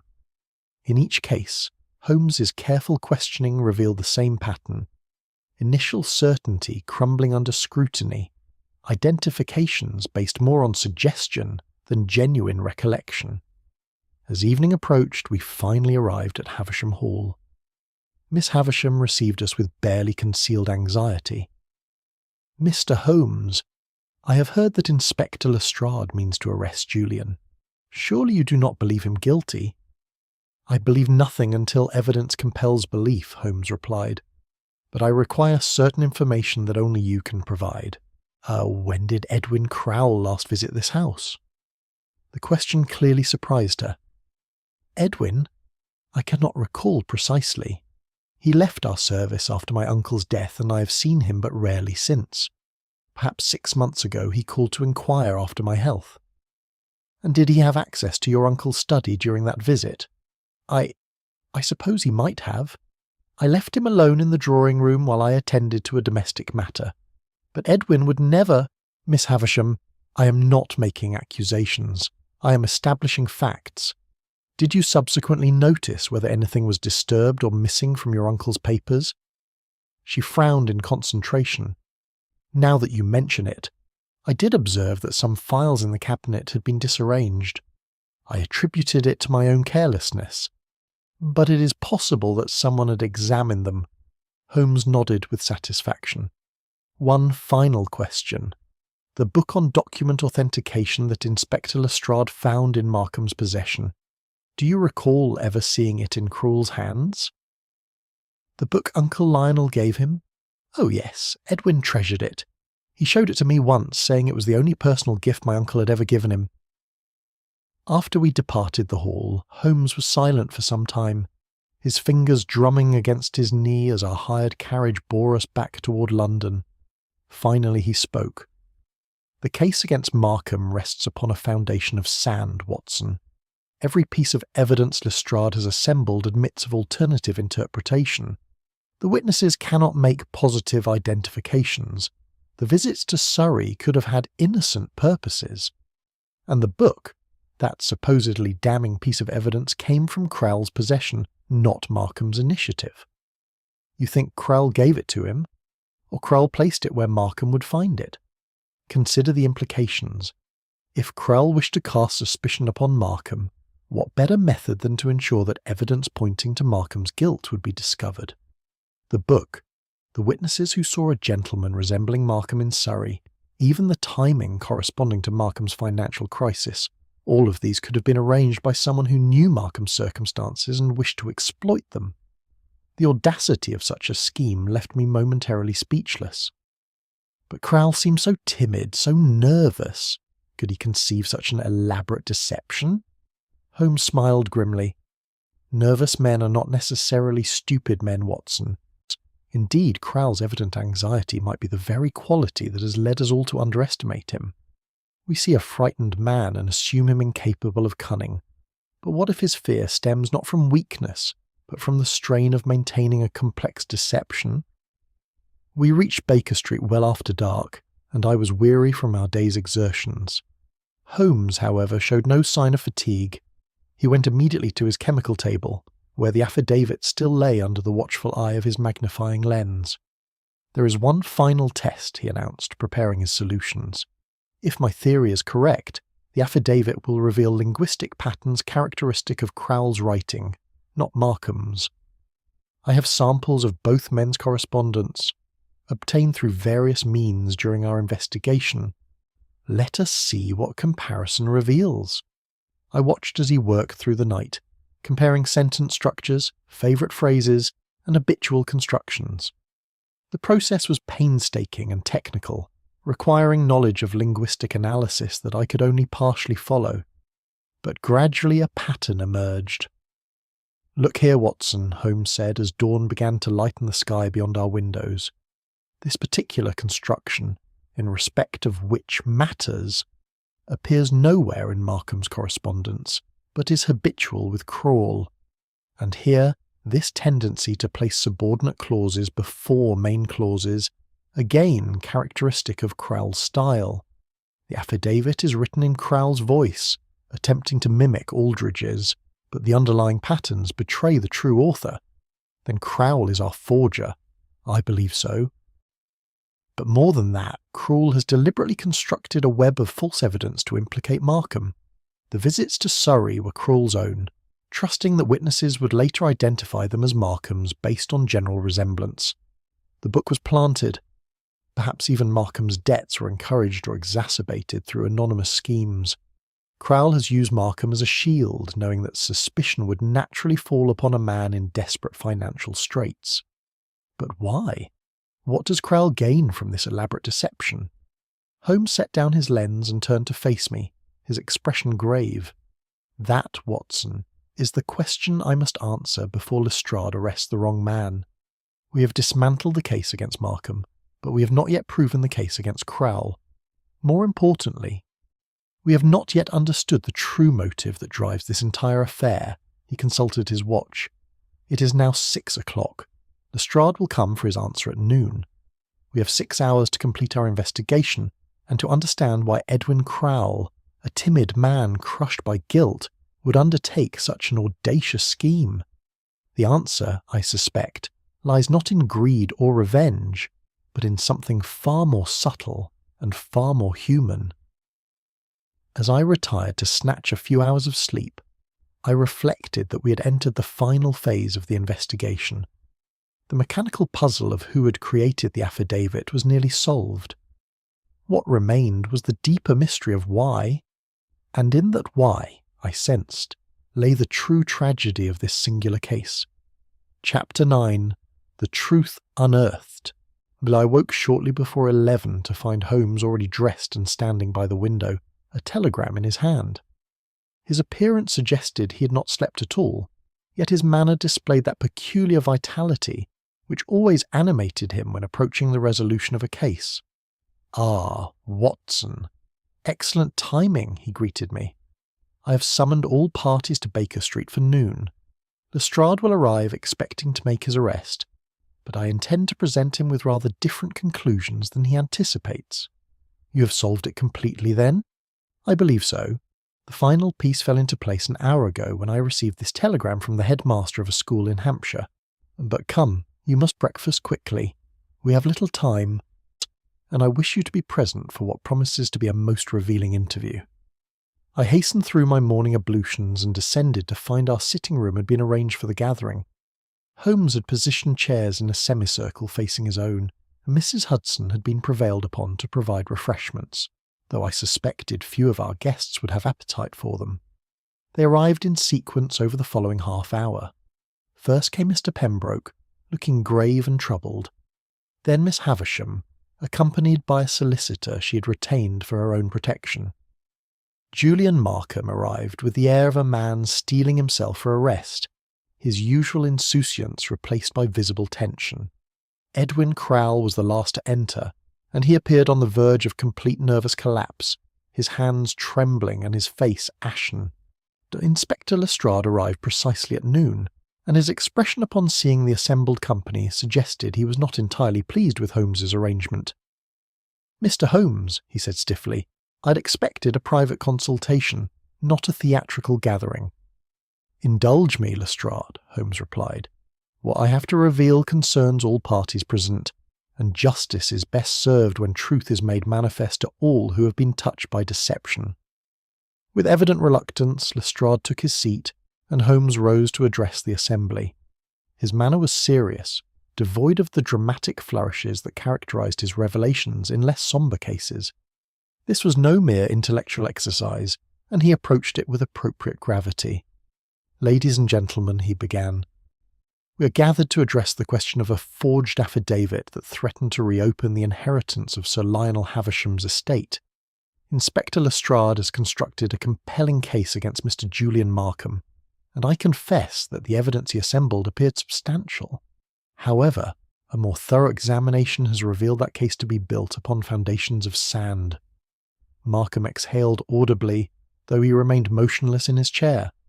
The witnesses who claimed to identify Mr. Markham in Surrey proved, upon closer questioning, to be far less certain of their identifications. The book on document authentication found in his possession was not acquired through his own agency, but was planted there by another party. Even his desperate financial situation, while genuine, was likely exacerbated by anonymous actions designed to increase the plausibility of his supposed motive. "Then who?" Lestrade began, but Holmes raised a hand. "Patience, Inspector. Let me present the evidence in proper sequence. The affidavit itself, upon linguistic analysis, reveals patterns of composition characteristic not of Mr. Markham's writing, but of another author present in this room. Specifically, the writing style matches that of Mr. Edwin Crawle." All eyes turned to Crawle, who had gone, if possible, even paler. He opened his mouth as if to speak, but no words emerged. "Mr. Crowle," Holmes continued, his tone not unkind, "I believe you created the affidavit, not for financial gain, not for revenge, but for a purpose that has eluded us until this morning. You designed it to be discovered as a forgery. Knowing that such discovery would compel investigation into the events of 1889, you planted evidence to implicate Mr. Markham, calculating that suspicion would fall upon him due to his debts. But your true purpose was neither to harm Markham nor to reopen the inheritance. Your purpose was to force a confession, your own confession." Crowle's composure finally shattered. He buried his face in his hands, his shoulders shaking with silent sobs. "You see," Holmes said, addressing the room at large, "Mr. Crowle has been tormented by guilt for 8 years. He played a central role in the events that led to William Merrick's death. He coached Merrick's false testimony. He participated in the meetings where Merrick was pressured to maintain his perjury. And he has lived every day since with the knowledge that he helped drive an innocent man to his grave." Miss Havisham had grown quite still, her eyes fixed upon Crowle with an expression of dawning comprehension. "But simple confession was impossible for Mr. Crowle," Holmes continued. "To confess would be to implicate not only himself but Miss Havisham and Mr. Markham, who were also party to those events. More than that, it would be to destroy the memory of Sir Lionel, whom Crowle had served faithfully for 15 years. He was trapped between his conscience and his loyalty, between his need for absolution and his fear of the consequences." "So he created this elaborate scheme," I ventured, beginning to understand. "Precisely, Watson. The affidavit was designed to fail as a legal document, but to succeed as a catalyst for investigation. Crowle knew that I, or someone like me, would eventually trace the forgery to its source. He knew that such an investigation would uncover the events of 1889, would compel each of the participants to confront their guilt, and would ultimately force him to acknowledge his role. The forgery was not a crime in itself, it was a mechanism for engineering his own exposure." "But why implicate Markham?" demanded that gentleman, his voice tight with suppressed anger. Holmes turned to him. "Because you were the most plausible suspect, and because Crowle needed the investigation to pursue a false trail before arriving at the truth. If suspicion had fallen upon him immediately, the psychological purpose of the scheme would have been defeated. He needed to be discovered, not to confess directly. The distinction may seem subtle, but it is psychologically crucial." "This is madness," muttered Lestrade. "No, Inspector, it is guilt. Guilt so profound and so carefully suppressed that it required this baroque method of expression. Mr. Crowle could not simply walk into Scotland Yard and confess. The weight of 8 years' silence, the complexity of loyalties and fears, the sheer difficulty of finding words for what he had done, all of these conspired to make direct confession impossible. So he constructed instead this mechanism, trusting that the truth would emerge through investigation rather than admission." Holmes moved to stand before Crowle, who had raised his head and sat now with tears streaming down his face. "I am correct, am I not, Mr. Crowle?" The former secretary nodded slowly. When he spoke, his voice was barely a whisper. "I have not slept a full night in 8 years, Mr. Holmes. Every time I close my eyes, I see poor Merrick's face. I drafted the original fabricated statement in 1889. I put the words in his mouth that he repeated in court. And when he wished to recant, I was present when Sir Lionel threatened him. I saw the terror in his eyes, and I did nothing to protect him. And when he died, I knew that our threats had killed him as surely as if we had administered poison. Sir Lionel convinced me it was necessary, that the family's entire fortune depended upon maintaining the deception. Miss Havisham and Mr. Markham, they were present, yes, but they did not fully understand what was occurring. I understood. I drafted the documents, I coached the testimony, and I was the instrument of the crime. Miss Havisham had risen, her face stricken. "Edwin, I never knew. I never realised the burden you carried." "You couldn't have known," Crowell replied, his voice steadier now that confession had begun. "I concealed it well, but it has consumed me, Miss Havisham. Every success I achieved in my subsequent employment felt like theft. Every night of comfortable sleep felt like betrayal of Merrick's memory. I tried to forget, tried to convince myself it was all in the past, but the past would not release me." Holmes resumed his seat. "So you created the affidavit 6 weeks ago, having finally reached the point where the burden exceeded your capacity to bear it. You studied your old documents, you researched the methods of forgery, and you created something that would simultaneously reveal and conceal the truth. You even included that brilliant touch of erased writing beneath the surface, writing that you knew I would discover, writing that would make your guilt apparent to anyone who examined it properly." "I hoped you would take the case, Mr. Holmes," Crowell admitted. "I read of your methods, of your ability to uncover hidden truths.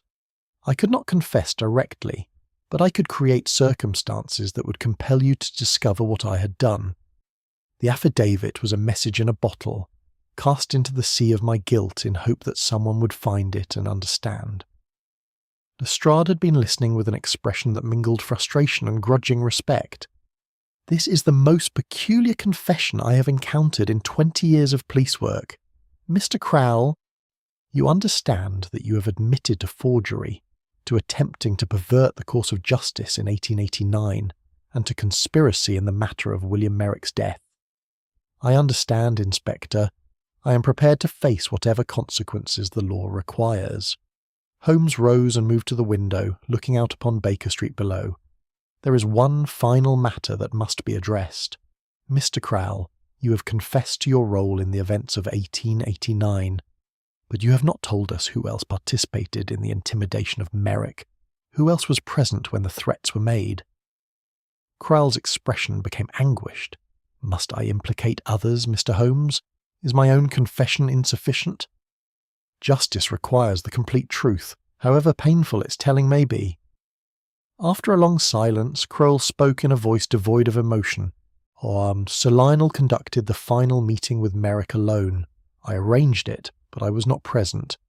I do not know what threats were made or what pressures applied.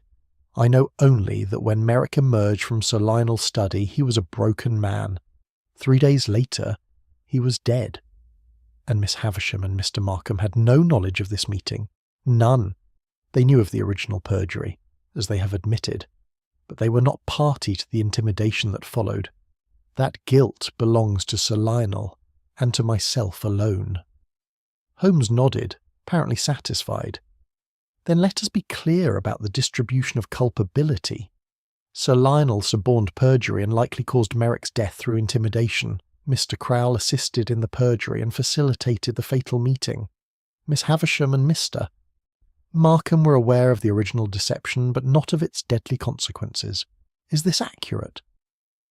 All three nodded their agreement. "Very well. Inspector Lestrade, I leave it to you to determine what charges, if any, should be brought. The statute of limitations may apply to some offences, and the death of the principal offender complicates matters.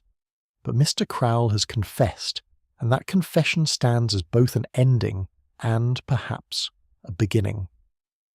As the assembly began to disperse, Crowell approached Holmes with a question that seemed to have troubled him throughout the revelation. "Mr. Holmes, how did you know? What was the final piece that confirmed your theory?" Holmes withdrew the telegram he had shown me earlier. "This morning I learned that you had been making regular anonymous donations to William Merrick's widow for the past 8 years, donations that represented a substantial portion of your modest income. The headmaster of the school where Merrick's son is educated confirmed that his tuition has been paid by an anonymous benefactor since his father's death. Only someone carrying profound guilt would make such sustained restitution. That, combined with all the other evidence, confirmed what I had already suspected. Krell closed his eyes. I could not undo what I had done, but I could at least ensure that his family did not suffer for my crimes. It was the action of a conscience that would not be silent, said Holmes gently, and it led you finally to this moment of unburdening. As Krell was led away by Lestrade, and to be charged with forgery if nothing else, I reflected that we had solved not merely a crime but a tragedy. The tragedy of a man who had sinned, who could not forget, and who could find release only through the most convoluted form of confession imaginable. The case was concluded, yet its resolution brought no sense of triumph, only the sombre recognition that guilt, once incurred, exacts its payment in ways both predictable and strange. Chapter 10. The Weight of Memory. The weeks following Edwin Crull's confession brought a resolution to the legal aspects of the case, though of a nature more complex than criminal proceedings typically allow. Lestrade consulted with the Crown prosecutors, and after considerable deliberation, it was determined that while Crowell had indeed committed forgery, the peculiar circumstances and his evident contrition warranted a degree of mercy. He was sentenced to 18 months' imprisonment, a term he accepted with something approaching relief. The matter of the events in 1889 proved more intricate. The statute of limitations had expired for many of the potential charges, and Sir Lionel's death removed the principal offender from earthly justice. Moreover, as Holmes had noted, the precise nature of what had transpired between Sir Lionel and William Merrick remained a matter of inference rather than direct evidence. The Crown ultimately determined that prosecution would serve no public interest, particularly given that the primary victim's widow had expressed her wish that the matter be allowed to rest. I called upon Holmes one grey afternoon in December to find him in correspondence with Mr. Pembroke. The solicitor had written to report that the affidavit had been formally declared invalid, and that Miss Havisham's inheritance would stand undisturbed. However, Miss Havisham herself had made a remarkable decision. She has established a trust fund, Holmes informed me, passing me Pembroke's letter, to provide for the education of William Merrick's son, and to support his mother in her declining years.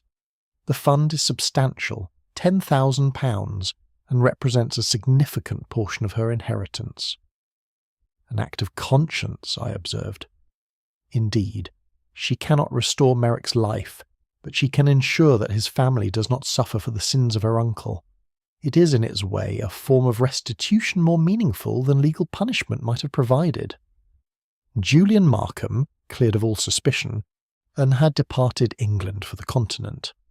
Pembroke's letter indicated that before leaving, Markham had written to Holmes expressing his gratitude for proving his innocence, though he confessed he could no longer remain in a country where he would always be associated, however tangentially, with such dark events. He had settled his debts through the sale of certain assets, and intended to begin anew in Italy, where no one knew his history. A clean start, said Holmes, setting aside the letter, perhaps the only gift the guilty can offer themselves when the past becomes insupportable. It was during this same visit that Holmes shared with me a letter he had received from Crowell, written from Pentonville Prison.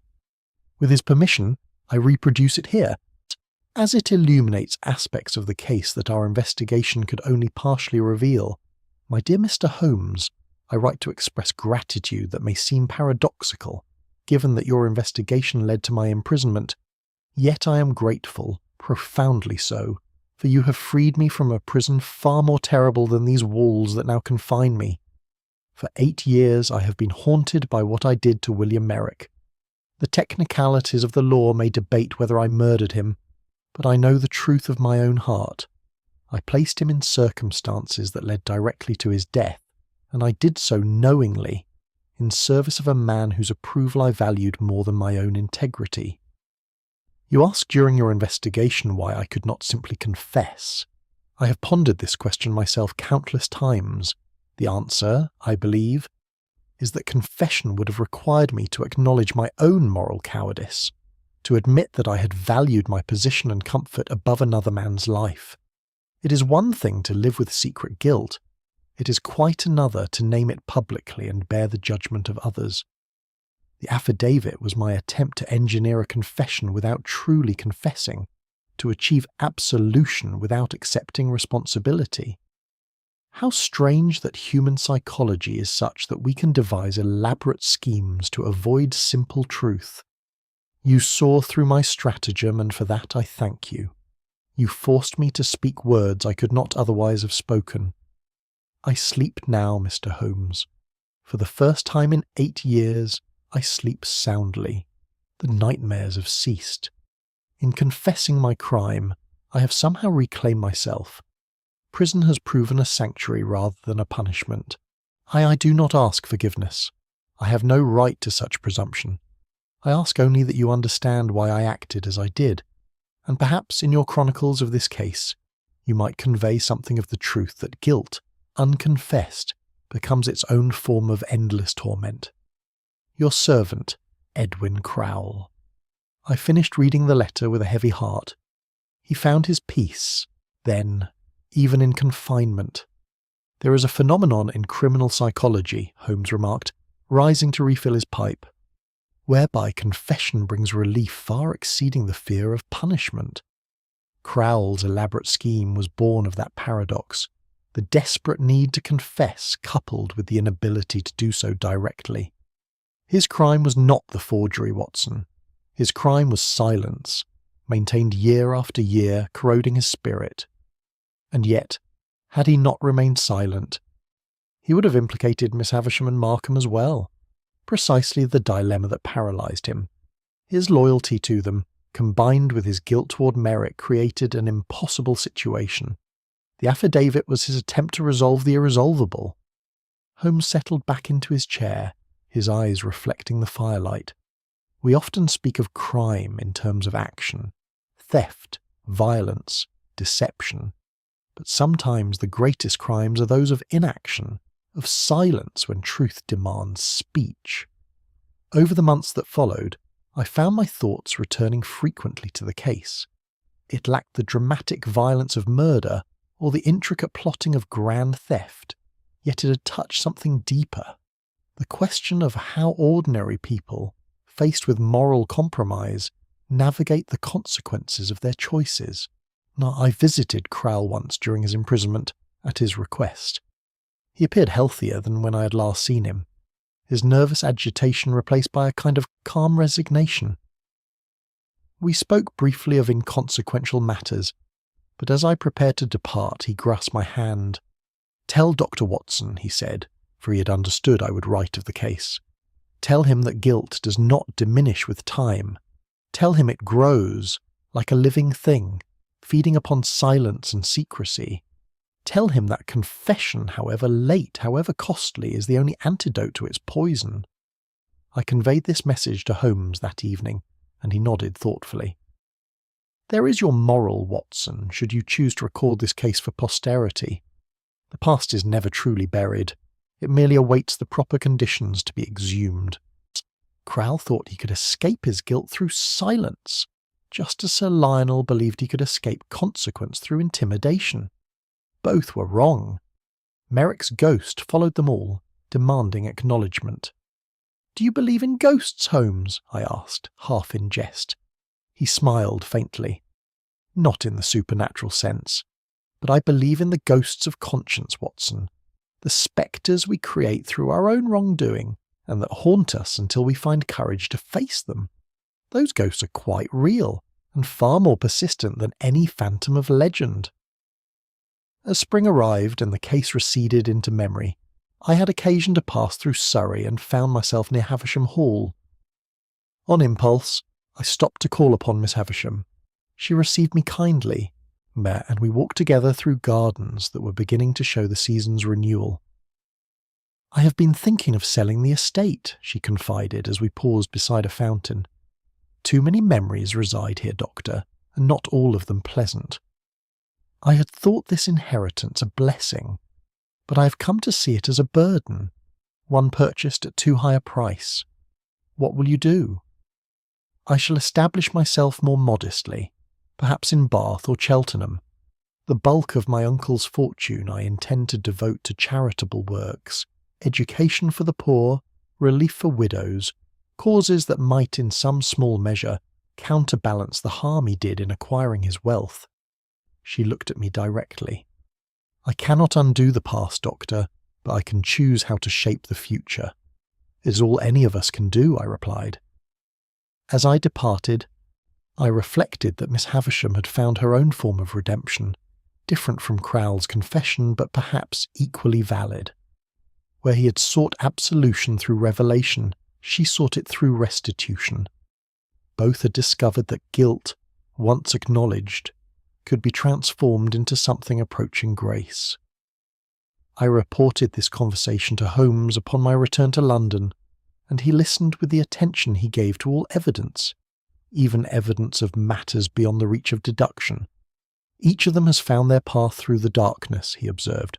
Crowle through confession, Miss Havisham through charity, Markham through exile. Even in crime's aftermath there are choices to be made. That perhaps is the most hopeful aspect of this melancholy business. And what of justice, Holmes? Was justice truly served? He considered the question carefully. Justice, Watson, is not a simple matter of punishment for wrongdoing. It encompasses restoration, acknowledgement, and the opportunity for redemption. Crowle was punished for his forgery, yes, but more importantly, he was released from his torment. Miss Havisham has acknowledged her complicity and made restitution. Merrick's family has been provided for. The truth has been revealed.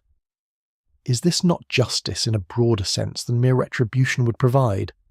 I conceded that it might be, though the philosopher in me continued to wrestle with the question. Holmes, never one for prolonged philosophical debate, turned the conversation to other matters, and the case of the fabricated affidavit took its place among the many that crowded our shared history. Yet it remained in my memory with particular vividness, for it had taught me something about the nature of guilt and the various forms that confession might take. It had shown me that crime is not always a matter of dramatic villainy, but sometimes of ordinary people making choices they cannot later bear to remember, and of the years they spend carrying burdens too heavy for the human spirit to sustain. Years later, I learned that Edwin Crowle, upon his release from prison, had emigrated to Canada, where he found employment as a clerk and lived quietly until his death in 1905. In his will, he left his modest savings to William Merrick's son, who had by then become a schoolmaster in Kent. It was, I suppose, a final act of restitution, quiet, unheralded, but genuine. Miss Havisham never married. She lived simply in Cheltenham, devoting herself to charitable works until her death in 1910. Her obituary in the Times made no mention of her uncle's fortune or the circumstances surrounding her inheritance. She was remembered instead for her generosity and her tireless advocacy for the education of poor children. Of Julian Markham we heard no more, though I sometimes wondered whether he found in Italy the fresh start he sought, or whether the past followed him even across the seas. As for Holmes, he rarely spoke of the case in subsequent years, though I noticed that he retained Crowle's letter among his papers. When I asked him once why he preserved it, he replied simply, "It reminds me that not all mysteries yield to deduction, Watson. Some touch upon regions of the human heart where reason alone cannot penetrate." It was as close as I ever heard him come to acknowledging the limitations of his method, and perhaps that acknowledgment was itself a kind of wisdom. I conclude this account with his words from that December evening, when we first learned of the case's resolution. They seemed to me then, and seem to me still, to capture something essential about the strange affair of the fabricated affidavit. The past is never truly buried. It merely awaits the proper conditions to be exhumed. And when it emerges, Watson, we must face it with whatever courage and honesty we can muster. That is the only way its ghost can finally be laid to rest. In this truth, I believe, lies whatever wisdom this singular case has to offer,